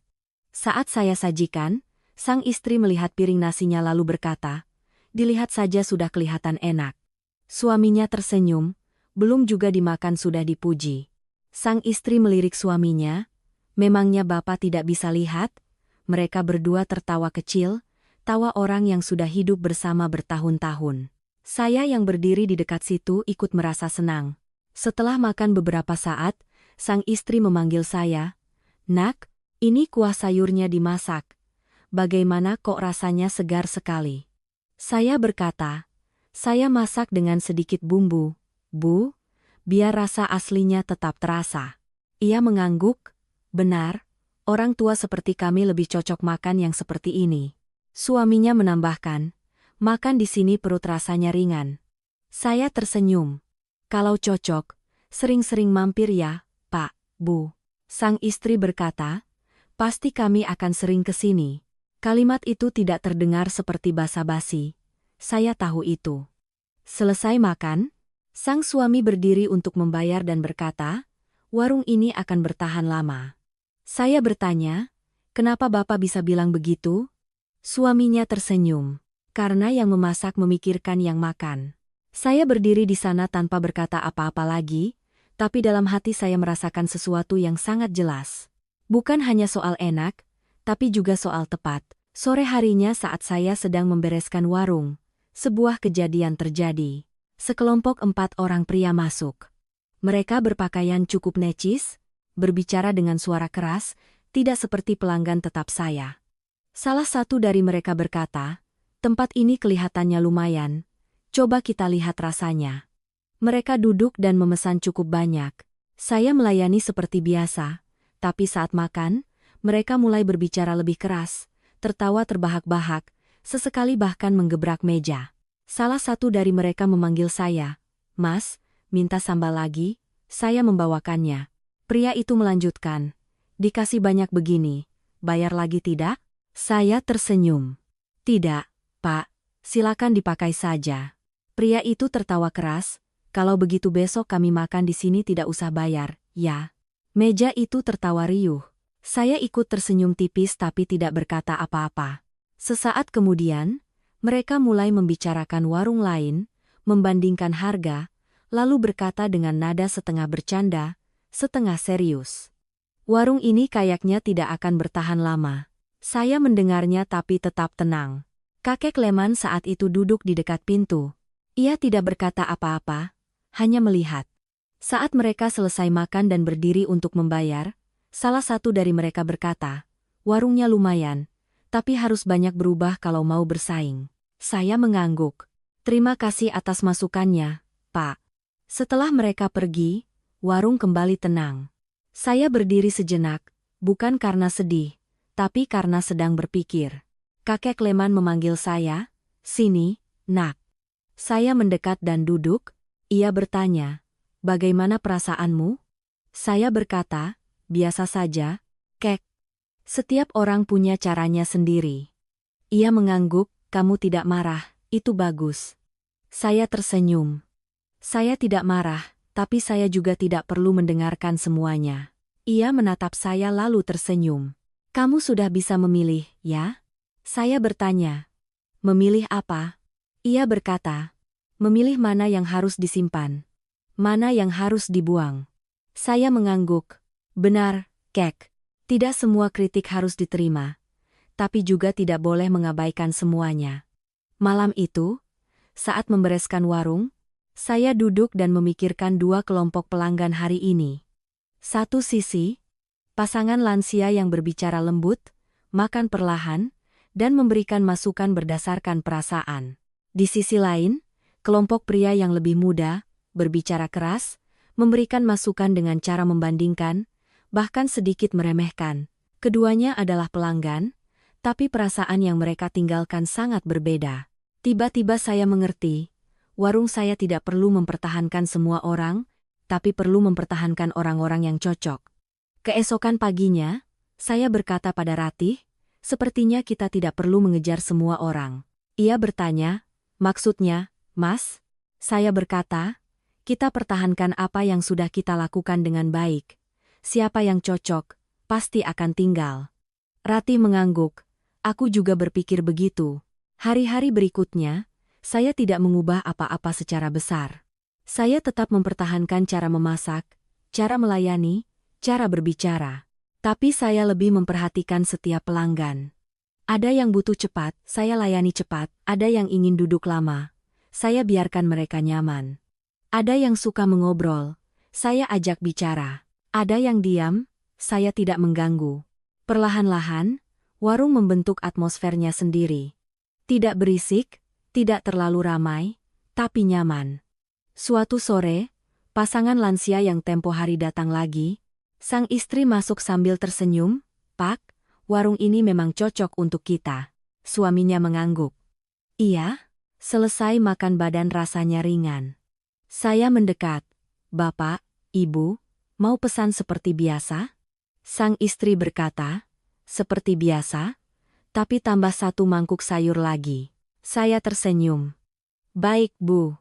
Saat mereka makan, saya melihat kakek Leman menatap mereka dengan tatapan yang sedikit menerawang. Saya bertanya pelan, "Kakek kenapa?" Ia menggeleng. "Tidak apa-apa." Melihat mereka jadi teringat masa lalu. Saya tidak bertanya lebih lanjut. Ada hal-hal yang tidak ia ceritakan, tapi saya tahu dalam hatinya masih banyak yang tersimpan. Malam itu, saat semua pelanggan sudah pulang, saya duduk bersamanya. Saya berkata, "Kek, saya rasa warung kita ini sudah tidak seperti warung makan lagi." Ia bertanya, "Lalu seperti apa?" Saya berpikir sejenak lalu berkata, "Seperti tempat orang-orang singgah." Ia tersenyum. "Saya suka caramu bicara." Saya bertanya, "Kakek benar-benar suka?" Ia mengangguk. "Iya, orang-orang sudah terlalu banyak berjalan, mereka butuh tempat untuk berhenti." Saya melihat sekeliling warung, meja, kursi, dapur, semuanya sederhana. Tapi mungkin justru kesederhanaan itulah yang menahan orang-orang. Dan dalam hati saya mulai tumbuh sebuah keyakinan yang sangat jelas. Warung ini tidak perlu lebih baik dari siapapun, hanya perlu menjadi tepat bagi mereka yang membutuhkannya. Dan saya punya firasat, ketepatan itu akan membawa saya lebih jauh dari yang saya kira. Sekitar 2 bulan lebih setelah membuka warung baru, saya mulai menyadari sesuatu yang belum pernah saya pikirkan sebelumnya. Bukan soal warung ramai atau sepi, melainkan tentang bagaimana cerita-cerita mulai berkumpul di sini. Jika dulu warung hanya tempat orang mampir makan lalu pergi, sekarang ada yang tinggal lebih lama, ada yang berbicara lebih banyak, ada yang kembali bukan hanya karena lapar. Dan hal-hal itulah yang mengubah warung dengan cara yang sangat sunyi. Hari itu adalah sore dengan gerimis ringan, pelanggan tidak ramai, hanya beberapa meja yang terisi. Saya sedang mengelap dapur saat melihat ibu yang biasa datang bersama suaminya masuk sendirian. Saya bertanya, "Permisi, Bu, hari ini sendirian?" Ia tersenyum tipis. "Suami saya sedang periksa ke dokter. Saya mampir makan dulu." Saya mengangguk. "Baik, Bu. Mau pesan seperti biasa?" Ia berkata, "Iya, seperti biasa." Saya menyiapkan nasi dan menyajikannya. Ia makan dengan perlahan, tidak banyak bicara seperti biasanya. Setelah beberapa saat, ia memanggil saya. Ia berkata pelan, "Nak, saya mau tanya jujur, warung ini rencananya mau dipertahankan lama?" Saya sedikit terkejut tapi tetap menjawab, "Iya, Bu, saya sedang berusaha mempertahankannya." Ia mengangguk lalu berkata, "Saya bertanya begitu karena suami saya akhir-akhir ini kondisinya kurang baik, tidak banyak tempat makan yang cocok untuknya, tapi dia cocok sekali di sini." Mendengar itu hati saya terenyuh. Saya berkata, "Kalau Bapak dan Ibu merasa cocok, silakan sering mampir. Saya akan berusaha terus buka." Ia tersenyum, matanya melembut. "Saya hanya butuh itu." Kalimat sederhana itu membuat saya berpikir sangat lama. Malam harinya, saya menceritakannya pada kakek Leman. Ia duduk diam sejenak lalu berkata, "Sudah lihat, kan?" Saya bertanya, "Lihat apa?" Ia berkata, "Warung bukan hanya tempat makan, tapi tempat orang menitipkan sebagian dari hidup mereka." Saya tidak langsung menjawab, tapi saya mengerti. Hari-hari berikutnya, saya mulai lebih memperhatikan. Ada seorang bapak ojek yang setiap hari mampir, tapi tidak selalu makan. Kadang ia hanya minum segelas es teh, duduk sejenak, lalu pergi. Ada seorang ibu pedagang keliling yang mampir makan lalu tinggal untuk mengobrol dengan Ratih, seolah mencari tempat untuk beristirahat. Ada seorang tukang listrik yang selesai makan tidak langsung pulang, tapi duduk menonton berita dan ikut berkomentar beberapa patah kata. Warung bukan lagi hanya warung, tapi sebuah titik singgah. Suatu siang, saat saya sedang sibuk, seorang wanita muda masuk, menuntun seorang anak laki-laki berusia sekitar 10 tahun. Saya sedikit tertegun karena warung saya jarang sekali dikunjungi anak-anak, tapi saya tetap tersenyum. Silakan, Mbak, mau makan apa? Wanita itu berkata, 2 porsi nasi, yang satu jangan pedas untuk anak saya. Saya mengangguk. Sambil menunggu, anak itu melihat sekeliling lalu bertanya, Bu, kok warungnya kecil? Ibunya tersenyum. Kecil tapi bersih. Anak itu mengangguk lalu menatap saya. Om masaknya enak tidak? Saya tertawa. Om masak cukup untuk makan saja. Anak itu berkata, kalau enak, nanti aku bilang jujur, loh. Seisi warung tertawa kecil. Saya menyiapkan nasi dan menyajikannya. Anak itu makan sejenak lalu berkata keras, Bu, enak beneran. Ibunya tersenyum menatap saya.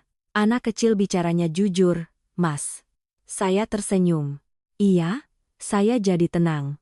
Tapi setelah selesai makan, wanita itu tidak langsung berdiri, melainkan duduk sejenak. Ia melihat sekeliling lalu berkata, tempat ini tenang, ya. Saya mengangguk, ia melanjutkan, saya kerja di kantor seharian berisik, masuk ke sini rasanya jadi ringan. Saya hanya tersenyum. Ia berdiri untuk membayar lalu berkata, besok saya mampir lagi. Saya memandanginya pergi, hati saya merasakan sesuatu yang sangat aneh. Orang-orang ini, mereka tidak hanya datang untuk makan. Mereka sedang mencari sesuatu yang mungkin mereka sendiri tidak bisa menamakannya. Sore harinya saat saya sedang berbenah, kakek Leman memanggil saya. Ia berkata, kamu masih ingat kardus itu? Saya bertanya, kardus yang mana? Ia menunjuk ke sudut warung. Kardus itu. Saya mengikuti arahannya. Sejak pindah ke warung baru, saya tetap meletakkan kardus itu di sudut tanpa membukanya lagi. Saya berkata, iya, kek, masih saya simpan. Ia mengangguk. Kamu tahu isinya masih ada berapa? Saya menggeleng. Saya belum hitung. Ia tersenyum. Tidak penasaran. Saya tersenyum. Penasaran. Tapi saya tidak mau melihatnya sebagai uang. Ia mengangguk. Caramu menyimpannya sudah benar. Saya bertanya. Kenapa kakek tiba-tiba bertanya? Ia berkata perlahan. Karena suatu saat kamu akan perlu menggunakannya. Bukan untuk memperbaiki warung. Saya mengerutkan kening. Lalu untuk apa? Ia tidak menjawab, hanya berkata, nanti saatnya tiba, kamu akan tahu. Saya menatapnya, matanya sangat tenang, tapi ada sesuatu yang lebih dalam dari biasanya. Saya tidak bertanya lebih lanjut. Tapi dalam hati saya mulai merasa kardus itu belum selesai urusannya. Suatu malam yang lain, saat warung sudah sepi, saya sedang membereskan warung saat seorang pria masuk. Usianya sekitar 60 tahun, berpakaian sederhana, tapi wajahnya terlihat lelah. Ia bertanya, masih buka? Saya berkata, masih, Pak, mau makan apa? Ia duduk dan berkata, 1 porsi nasi saja. Saya segera membuatkan dan menyajikannya. Ia makan dengan sangat cepat, seperti orang kelaparan. Selesai makan, ia duduk sejenak lalu bertanya pada saya, di sini bisa ngutang? Saya sedikit terkejut. Saya menatapnya lalu bertanya balik, Bapak mau utang berapa? Ia tersenyum getir. 1 porsi nasi saja. Saya tidak bertanya lebih lanjut, hanya berkata, makan saja Pak, tidak usah bayar. Ia menatap saya, matanya sedikit terkejut. Ia berkata, saya akan bayar. Saya tersenyum, kapan-kapan saja kalau Bapak sempat. Ia mengangguk lalu berdiri.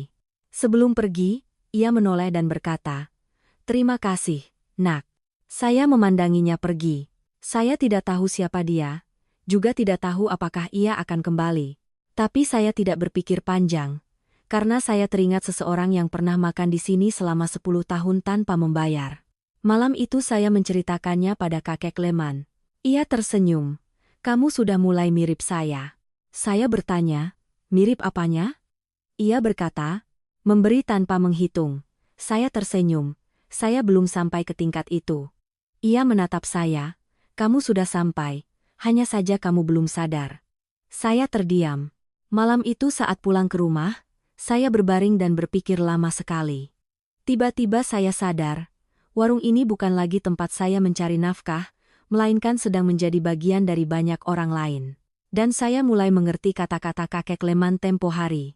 Kardus itu mungkin bukan hanya untuk menjaga warung, tapi untuk menjaga cara warung ini ada. Dan saya punya firasat, akan ada kejadian yang membuat saya harus menggunakannya. Saya tidak menyangka saat yang dibilang kakek Leman akan datang secepat ini.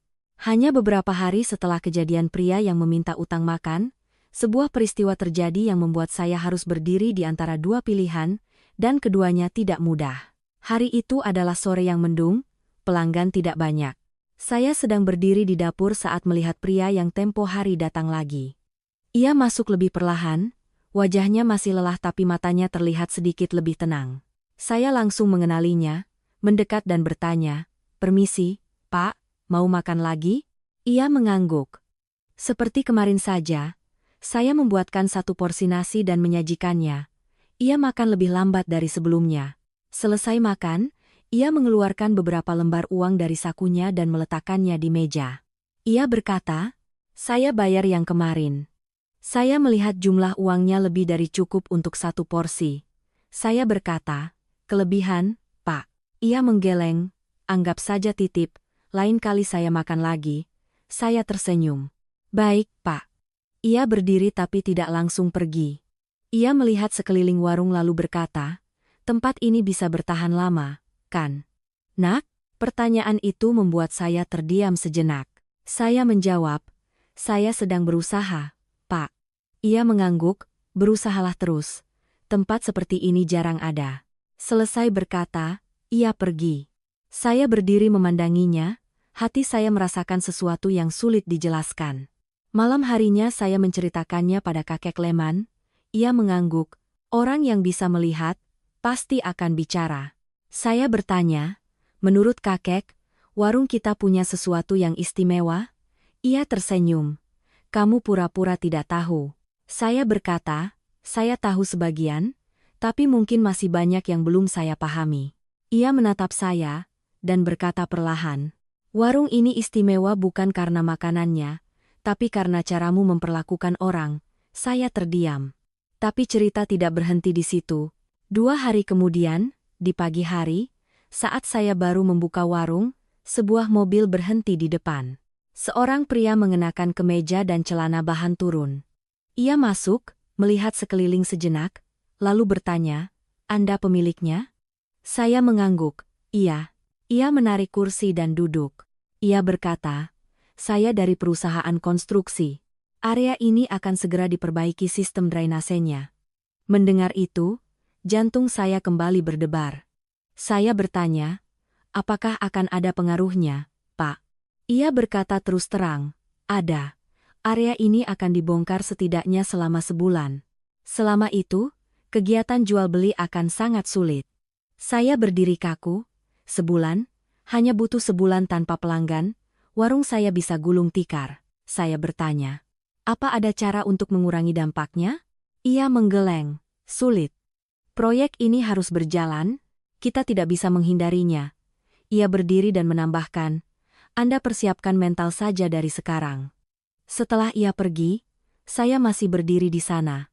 Sebulan, saya menoleh ke dalam, melihat dapur, meja, kursi, semuanya baru saja stabil. Kakek Leman saat itu sedang duduk. Ia bertanya, "Ada apa?" Saya menceritakannya. Ia tidak langsung bicara, hanya mengangguk. Saya menghela napas, "Baru saja stabil, sekarang sudah begini lagi." Ia bertanya, "Rencanamu bagaimana?" Saya tersenyum getir, "Belum tahu, mungkin harus tutup sementara." Ia menatap saya, "Kamu mau tutup?" Saya langsung menjawab, "Tidak." Ia mengangguk, "Kalau begitu jangan tutup." Saya tersenyum, "Kalau tidak tutup, bagaimana caranya bertahan selama itu?" Ia tidak langsung menjawab. Ia hanya melihat ke sudut warung, ke arah kardus itu. Saya ikut melihat. Saya mengerti maksudnya. Tapi kali ini bukan hanya soal uang.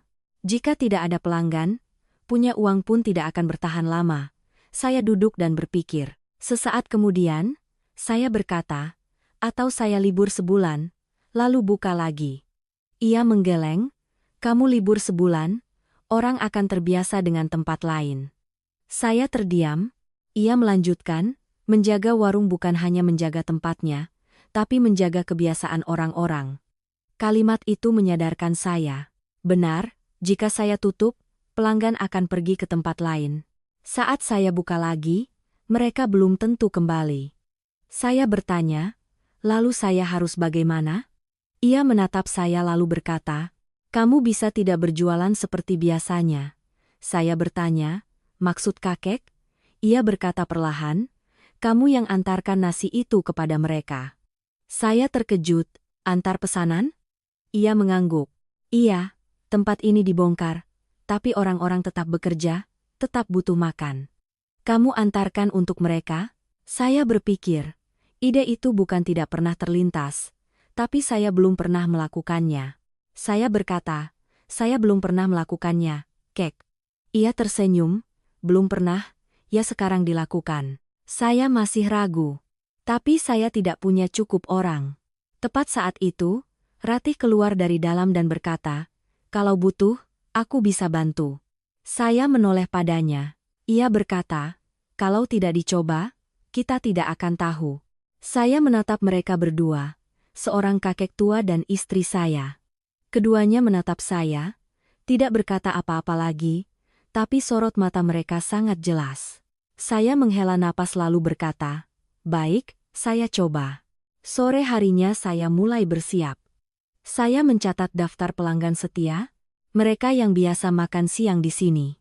Saya bertanya pada mereka, besok kalau warung tidak buka, saya antarkan nasi ke tempat Bapak, Ibu, mau? Banyak yang mengangguk. Mas Danu berkata, antarkan saja ke proyek, Mas. Kami semua pesan. Ibu Siti berkata, antarkan ke lapak saya. Saya pesan 2 porsi. Perlahan-lahan saya melihat ada harapan. Malam itu saya duduk bersama kakek Leman. Saya berkata, Kek, saya akan pakai uang dari kardus itu untuk membeli kotak nasi dan perlengkapan lainnya. Ia mengangguk, sudah tepat guna. Saya bertanya. Kakek tidak sayang, ia tersenyum. Uang kalau hanya disimpan dan tidak digunakan, itu bukan uang. Saya tersenyum. Tapi dalam hati saya mengerti, kali ini saya menggunakan kardus itu bukan untuk menjaga warung, melainkan untuk menjaga orang-orang yang sudah terikat dengan warung ini. Keesokan paginya, saya tidak membuka warung seperti biasa. Saya berdiri di dapur, mengemas setiap porsi nasi dengan lebih hati-hati dari sebelumnya. Rati mencatat nama dan membaginya, Mas Danu datang membantu mengambil dan mengantarkan. Saya sendiri mengendarai motor mengantar setiap porsi. Keringat bercucuran, kaki pegal, tapi hati saya tidak lagi takut, karena untuk pertama kalinya saya merasa tidak sedang didorong oleh keadaan, melainkan sedang mencari jalan sendiri. Dan saya tahu, perjalanan ini sedang melangkah ke babak yang sama sekali berbeda. Hari-hari pertama beralih ke layanan antar, saya pikir saya hanya sedang bertahan untuk sementara waktu. Tapi tak disangka, cara sementara ini justru membuka sebuah jalan yang belum pernah saya pikirkan sebelumnya. Setiap pagi saya bangun lebih awal, bukan untuk menata meja dan kursi, tapi untuk menyiapkan setiap porsi nasi agar bisa diantar tepat waktu. Ratih duduk di sudut mencatat daftar pesanan, menempelkan kertas nama di setiap kotak, sambil membacakan dengan keras. Mas Banyu, 2 porsi untuk Mas Danu, 3 porsi untuk proyek sebelah, 1 porsi untuk Ibu Siti, 2 porsi untuk Bapak Ojek. Saya menyahut sambil menyendok nasi. Iya, coba periksa lagi, jangan sampai ada yang terlewat. Awalnya saya tidak terbiasa. Mengemas nasi masih lambat, mengantar juga sering tidak tepat waktu. Pernah suatu hari terlambat, pelanggan menelepon dan saya harus minta maaf. Tapi yang membuat saya terkejut, tidak ada yang marah. Mas Danu berkata, Mas Banyu, telat juga tidak apa-apa, yang penting tetap enak. Ibu Siti berkata, pelan-pelan saja, nak. Ibu bisa tunggu. Kalimat-kalimat itu bukan karena mereka orang yang sabar, tapi karena mereka mengerti bahwa saya sedang berusaha. Setelah sekitar seminggu, saya mulai terbiasa. Mengemas nasi lebih cepat, mengantar juga lebih teratur. Saya bahkan mengatur rute pengantaran. Sekali jalan bisa selesai semua. Suatu hari, saya baru saja selesai mengantar. Saat hendak pulang, Saya melihat kakek Leman berdiri di ujung gang, memegang tas kainnya yang biasa. Saya menghentikan motor. "Kakek mau kemana?"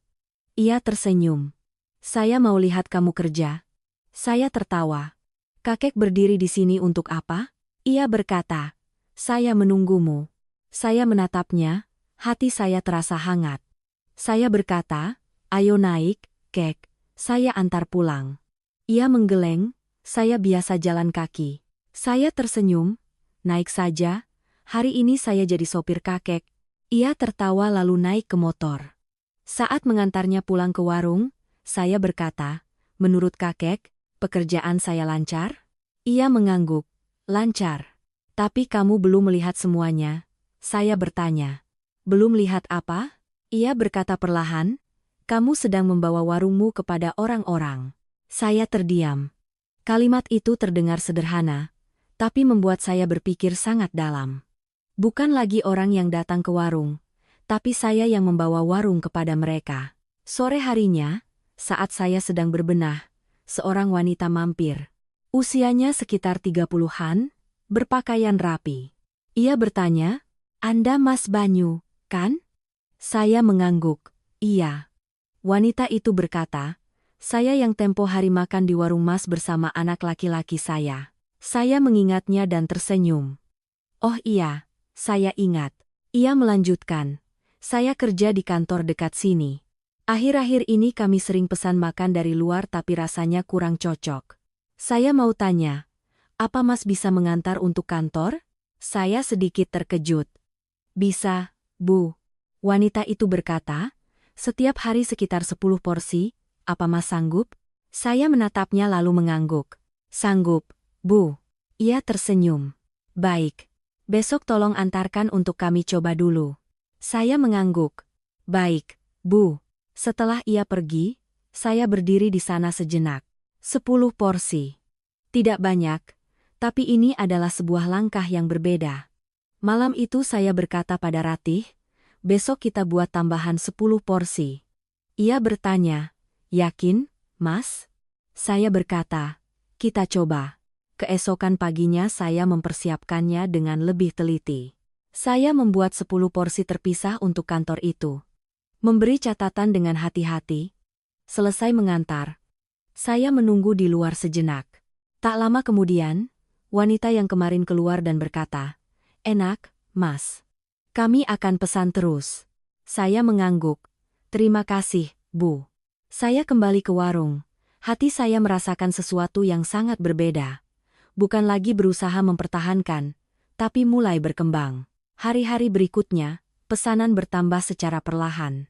Tidak melonjak drastis, tapi cukup untuk membuat saya melihat bahwa arah ini bisa berjalan lebih jauh. Mas Danu berkata, "Mas Banyu, sekalian saja buka jasa catering, jangan hanya jualan di tempat." Saya tertawa, "Bicara gampang sekali." Mas Danu tertawa, "Tidak gampang, tapi Mas bisa." Saya tidak langsung menjawab, tapi dalam hati saya mulai berpikir. Suatu sore saat saya sedang istirahat sejenak, kakek Leman memanggil saya. Ia berkata, "Kamu lelah?" Saya tersenyum, "Lelah, tapi senang." Ia mengangguk, "Itu baru benar." Saya bertanya, "Menurut kakek, apa yang saya lakukan ini sudah benar?" Ia berkata, "Kamu sedang melangkah lebih jauh dari warung ini." Saya bertanya, "Lebih jauh bagaimana?" Ia menatap saya, "Kamu tidak lagi terikat pada satu tempat." Saya terdiam. Benar, jika warung lama adalah tempat saya menunggu pelanggan, sekarang saya bisa pergi ke banyak tempat. Warung bukan lagi sebuah lokasi, melainkan sebuah cara kerja. Malam itu saya mengeluarkan kardus itu dan membukanya lagi. Kali ini saya tidak hanya melihat, saya mulai mengambil sebagian untuk membeli lebih banyak kotak, peralatan, dan beberapa kebutuhan lainnya. Saya tidak lagi merasa sayang saat menyentuhnya, melainkan merasa menggunakannya di tempat yang tepat. Kakek Leman melihat saya dan tersenyum. "Kamu sudah mengerti?" Saya bertanya. "Mengerti apa?" Ia berkata, "Uang bukan untuk disimpan, tapi untuk dijalankan." Saya mengangguk. Malam itu saya pulang ke rumah tapi tidak bisa tidur. Bukan karena cemas, tapi karena saya berpikir, mungkin warung ini tidak lagi terbatas seperti yang saya kira. Dan saya mulai mengerti, kardus yang dibawa kakek Leman bukan hanya untuk menyelamatkan sebuah warung, tapi untuk membuka sebuah jalan. Dan saya punya firasat, jalan itu masih menyimpan banyak hal yang belum saya lihat. Hari-hari berikutnya, saya tidak lagi merasa sedang bertahan. Layanan antar perlahan menjadi bagian utama dari warung, bahkan lebih teratur daripada saat berjualan di tempat. Pagi hari saya persiapan, siang mengantar, sore berbenah, malam menghitung ulang, semuanya menjadi lebih jelas, tidak lagi samar-samar. Tapi justru saat semuanya terasa sedang menanjak, sebuah kejadian terjadi yang membuat saya harus berhenti dan melihat kembali semuanya dari awal. Hari itu adalah pagi yang biasa. Saya sedang mengemas nasi saat Rati memberikan secari kertas pada saya. Ia berkata, "Mas, ini dari kakek Leman." Saya mengangkat kepala. "Kakek di mana?" Rati menggeleng. "Dari pagi aku tidak lihat." Saya sedikit tertegun. Biasanya kakek Leman selalu datang pagi, duduk minum teh lalu makan. Tapi hari ini ia tidak datang. Saya mengambil kertas itu, tulisannya bergetar tapi jelas. "Nak Banyu, hari ini saya ada urusan, tidak usah ditunggu. Ingat makan yang teratur." Saya selesai membaca dan merasa ada yang aneh. Ia belum pernah meninggalkan surat seperti ini. Saya bertanya pada Ratih. "Dia bilang mau kemana?" Ratih menggeleng. "Tidak." Saya mengangguk tapi hati saya tidak tenang. Sepanjang pagi itu, saya tetap bekerja seperti biasa, tapi sesekali melirik keluar, seolah menunggu kemunculannya. Menjelang siang, setelah selesai mengantar, saya kembali ke warung yang masih kosong. Ia belum juga datang. Saya mulai merasa khawatir. Saya bertanya pada beberapa orang di sekitar, apa ada yang melihat kakek Leman? Semua menggeleng. Seorang bapak ojek berkata, "Dari pagi tidak lihat beliau lewat." Saya terdiam. Sore harinya saya memutuskan untuk mencarinya. Saya pergi ke arah pasar lama, tempat ia biasa menjual lotre. Saya bertanya pada beberapa kenalan, ada yang ingat samar-samar, ada yang tidak tahu. Seorang ibu pedagang berkata, sepertinya beberapa hari yang lalu beliau batuk-batuk terus. Mendengar itu jantung saya berdebar kencang. Saya bertanya, "Ibu tahu di mana beliau tinggal?" Ibu itu menggeleng. "Tidak tahu pasti, hanya tahu beliau sering tidur di sembarang tempat di sekitar sini." Saya berdiri di sana, merasa seperti baru saja melewatkan sesuatu. Selama ini kakek Leman selalu muncul secara teratur. Saya begitu terbiasa dengan kehadirannya sampai tidak terpikir akan ada hari di mana ia tidak datang. Malam itu saya pulang, makan pun terasa tidak enak. Ratih menatap saya dan berkata, "Mas khawatir sama kakek?" Saya mengangguk. Tidak tahu dia pergi kemana. Ratih berkata lembut, "Besok coba cari lagi lebih teliti." Saya tidak bisa tidur. Keesokan paginya saya bangun lebih awal tapi tidak langsung memasak. Saya mengendarai motor ke area lama, menyusuri setiap gang, bertanya pada setiap orang. Akhirnya, seorang penjual minuman berkata, "Ada seorang kakek tua seperti itu kemarin terbaring di kamar kos di ujung gang sana." Saya segera menuju kamar kos kecil itu. Pintunya tertutup rapat. Saya mengetuk pelan. "Kakek Leman?" Tidak ada jawaban. Saya mendorong pintu masuk. Ia terbaring di tempat tidur, tubuhnya lebih kurus, napasnya lemah. Saya mendekat dan memanggilnya, "Kek, ini saya." Ia membuka mata, menatap saya, lalu tersenyum tipis. "Kamu datang juga." Saya duduk di sampingnya. Suara saya tercekat. "Kakek kenapa?" Ia berkata pelan. "Hanya sedikit lelah." Saya melihat sekeliling kamar yang tidak berisi banyak barang, hanya sebuah tempat tidur, sebuah kipas angin tua, dan tas kainnya yang biasa. Saya bertanya, "Kenapa kakek tidak bilang pada saya?" Ia tersenyum. "Kamu sedang sibuk?" Saya tidak mau merepotkan. "Sesibuk apapun tidak lebih penting dari ini." Ia menatap saya, matanya seramah biasanya. "Kamu sudah bisa melakukan banyak hal, saya tidak ingin membuatmu cemas."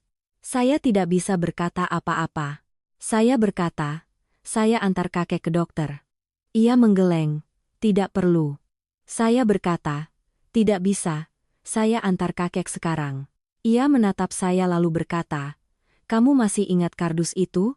Saya tertegun. Ia melanjutkan, kamu menggunakannya untuk warung itu sudah benar. Tapi masih ada sebagian yang harus kamu gunakan di saat yang tepat. Saya mengerti apa yang ia maksud, tapi saya tidak mau mendengarnya. Saya berkata, jangan bicara yang aneh-aneh, Kek. Sekarang kita ke dokter. Ia tersenyum tipis, kamu masih keras kepala seperti dulu. Saya tidak tersenyum. Saya berdiri, memanggil orang untuk membantu membawa kakek ke mobil. Di perjalanan, ia tidak banyak bicara. Saya melihatnya dari kaca spion, ia memejamkan mata tapi masih sadar. Saya berkata, tahan sebentar ya Kek. Ia berkata pelan, saya tidak apa-apa. Tiba di rumah sakit, saya mengurus administrasi dan membawanya untuk diperiksa. Dokter berkata ia mengalami kelelahan akut ditambah penyakit lamanya yang tidak diobati. Saya bertanya, apa bisa disembuhkan, Dok? Dokter berkata, jika dirawat dengan baik, kondisinya bisa membaik. Saya menghela napas lega. Saya tinggal bersamanya sepanjang sore. Ia terbaring di sana, mata terpejam, sesekali membuka mata untuk menatap saya. Ia berkata, kamu tidak perlu di sini. Saya berkata, saya di sini. Ia tersenyum. Warungmu bagaimana? Saya berkata, warung bisa nanti. Ia diam sejenak, lalu berkata, ingat, jaga warung itu. Saya mengangguk, saya akan menjaganya.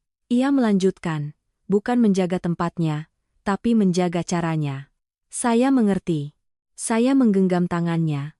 Untuk pertama kalinya saya melihatnya begitu lemah. Dan untuk pertama kalinya saya sadar, ia tidak akan selamanya duduk di meja dekat pintu, minum teh dan tersenyum seperti biasanya. Malam itu saya kembali ke warung. Warung masih sama, tapi terasa kosong tanpanya. Saya duduk di kursi yang biasa ia duduki. Di hadapan saya ada kardus itu. Saya membukanya. Kali ini, saya tidak lagi ragu. Saya mengambil sebagian, bukan untuk investasi, bukan untuk merenovasi warung, melainkan untuk merawatnya. Dan di dalam hati saya, untuk pertama kalinya saya memahami sepenuhnya arti dari kardus itu. Bukan uang, melainkan sebuah amanah. Selama kakek Leman di rumah sakit, saya membagi waktu saya menjadi dua. Pagi dan siang, saya tetap memasak dan mengantar pesanan seperti biasa. Sore harinya, saya ke rumah sakit untuk menemaninya, terkadang hanya duduk diam, tidak banyak bicara. Suatu hari saya membawakan satu porsi nasi dan meletakkannya di meja kecil di samping tempat tidurnya. Ia melihatnya dan tersenyum. Kamu masih mengantarkan nasi untuk saya? Saya berkata, kakek sudah terbiasa. Kakek sudah terbiasa, hanya pindah tempat saja. Ia mengambil sendok dan makan dengan perlahan, sama seperti cara ia makan selama 10 tahun di warung. Saya melihatnya dan tenggorokan saya terasa tercekat. Saya teringat hari-hari saat ia duduk di kursi dekat pintu, makan sambil melihat keluar, teringat caranya tersenyum, caranya mengucapkan kalimat-kalimat yang terdengar sederhana tapi begitu dalam. Sekarang ia terbaring di sini, masih orang yang sama, tapi jauh lebih lemah. Suatu sore saat saya sedang menemaninya, ia memanggil saya. Nak Banyu. Saya menoleh. Iya, Kek. Ia berkata, kamu masih ingat hari di mana saya membawa kardus itu? Saya mengangguk. Saya ingat.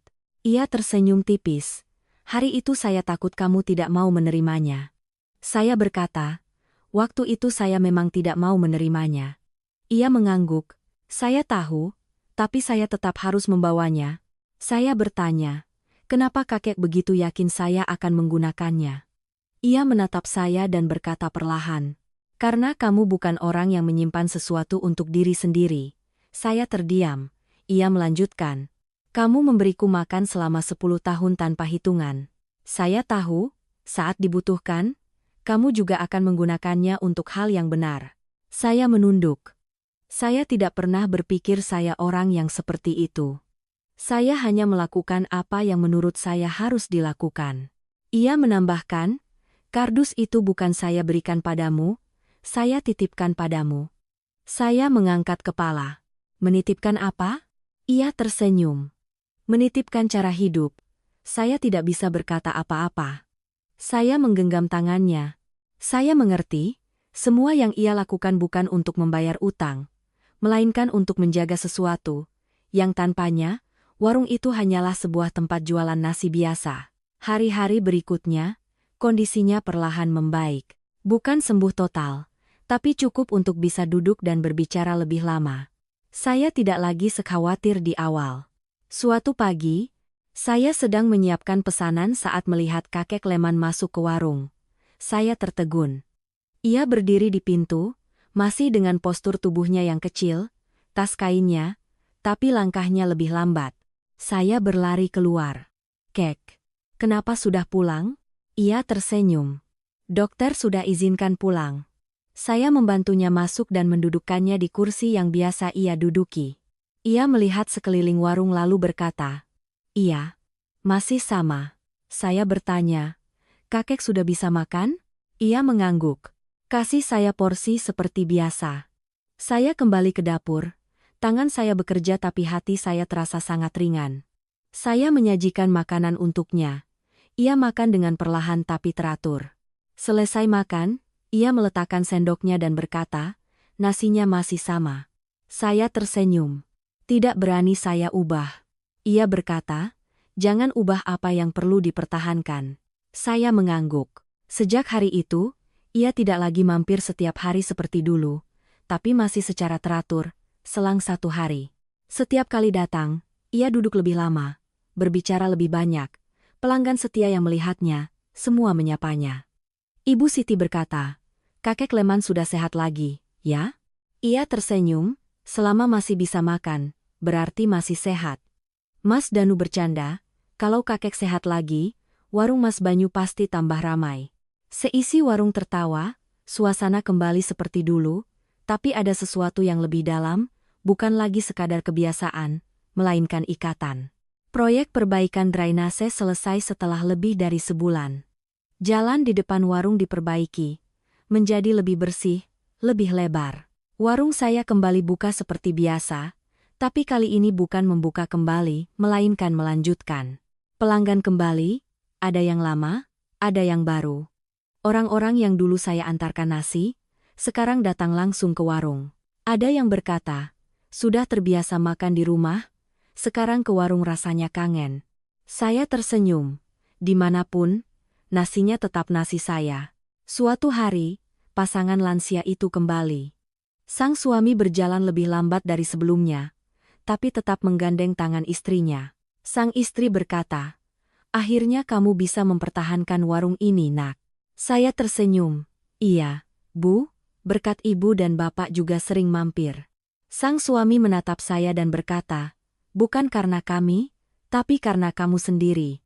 Saya menggeleng, "Saya hanya melakukan bagian saya." Sang suami mengangguk, "Melakukan bagian kita dengan benar, itu sudah cukup." Saya berdiri di sana. Hati saya terasa sangat damai. Suatu sore saat warung sepi, saya duduk bersama kakek Leman. Saya berkata, "Kek, sepertinya saya sudah mengerti." Ia bertanya, "Mengerti apa?" Saya berkata, "Warung ini bukan saya yang menjaga, tapi semua orang yang menjaganya." Ia tersenyum. "Kamu bilang begitu, saya jadi tenang." Saya bertanya, "Tenang kenapa, Kek?" Ia menatap saya. "Tenang karena kamu tidak akan menghilangkannya." Saya tidak menjawab, tapi dalam hati saya tahu, itu yang ia maksud bukanlah warungnya, melainkan cara warung itu ada. Malam itu saya mengeluarkan kardus itu. Di dalamnya masih ada sisa uang, tapi saya tidak lagi melihatnya seperti dulu. Saya mengambil sebagian kecil dan menyisihkannya. Saya berkata pada Ratih, "Besok kita masak beberapa porsi lebih untuk disiapkan." Ia bertanya, "Untuk apa?" Saya tersenyum. "Siapa tahu ada yang butuh." Ratih menatap saya lalu tersenyum. "Mas sudah mirip kakek Leman." Saya tersenyum. "Bukan mirip, tapi belajar." Hari-hari berikutnya, warung saya tetap sama. Tidak besar, tidak mewah, tapi ada yang datang, ada yang tinggal, ada yang kembali, ada yang hanya butuh sepiring nasi, ada yang butuh tempat untuk duduk, ada yang butuh sedikit rasa diperhatikan. Dan saya sadar, hal yang paling berharga bukanlah uang di dalam kardus itu, melainkan apa yang telah dibawa oleh kardus itu. Sebuah cara pandang, sebuah cara hidup, dan sebuah takdir yang terjalin lebih dari 10 tahun. Suatu sore saat matahari mulai turun, saya berdiri di depan warung memandangi arus orang yang lewat. Kakek Leman duduk di dalam minum teh, Rati di dapur, pelanggan berbicara dengan pelan. Saya menghela napas. Tidak ada lagi cemas, tidak ada lagi takut, hanya ada rasa cukup. Dan saya tahu, rasa cukup ini akan saya jaga untuk waktu yang sangat lama.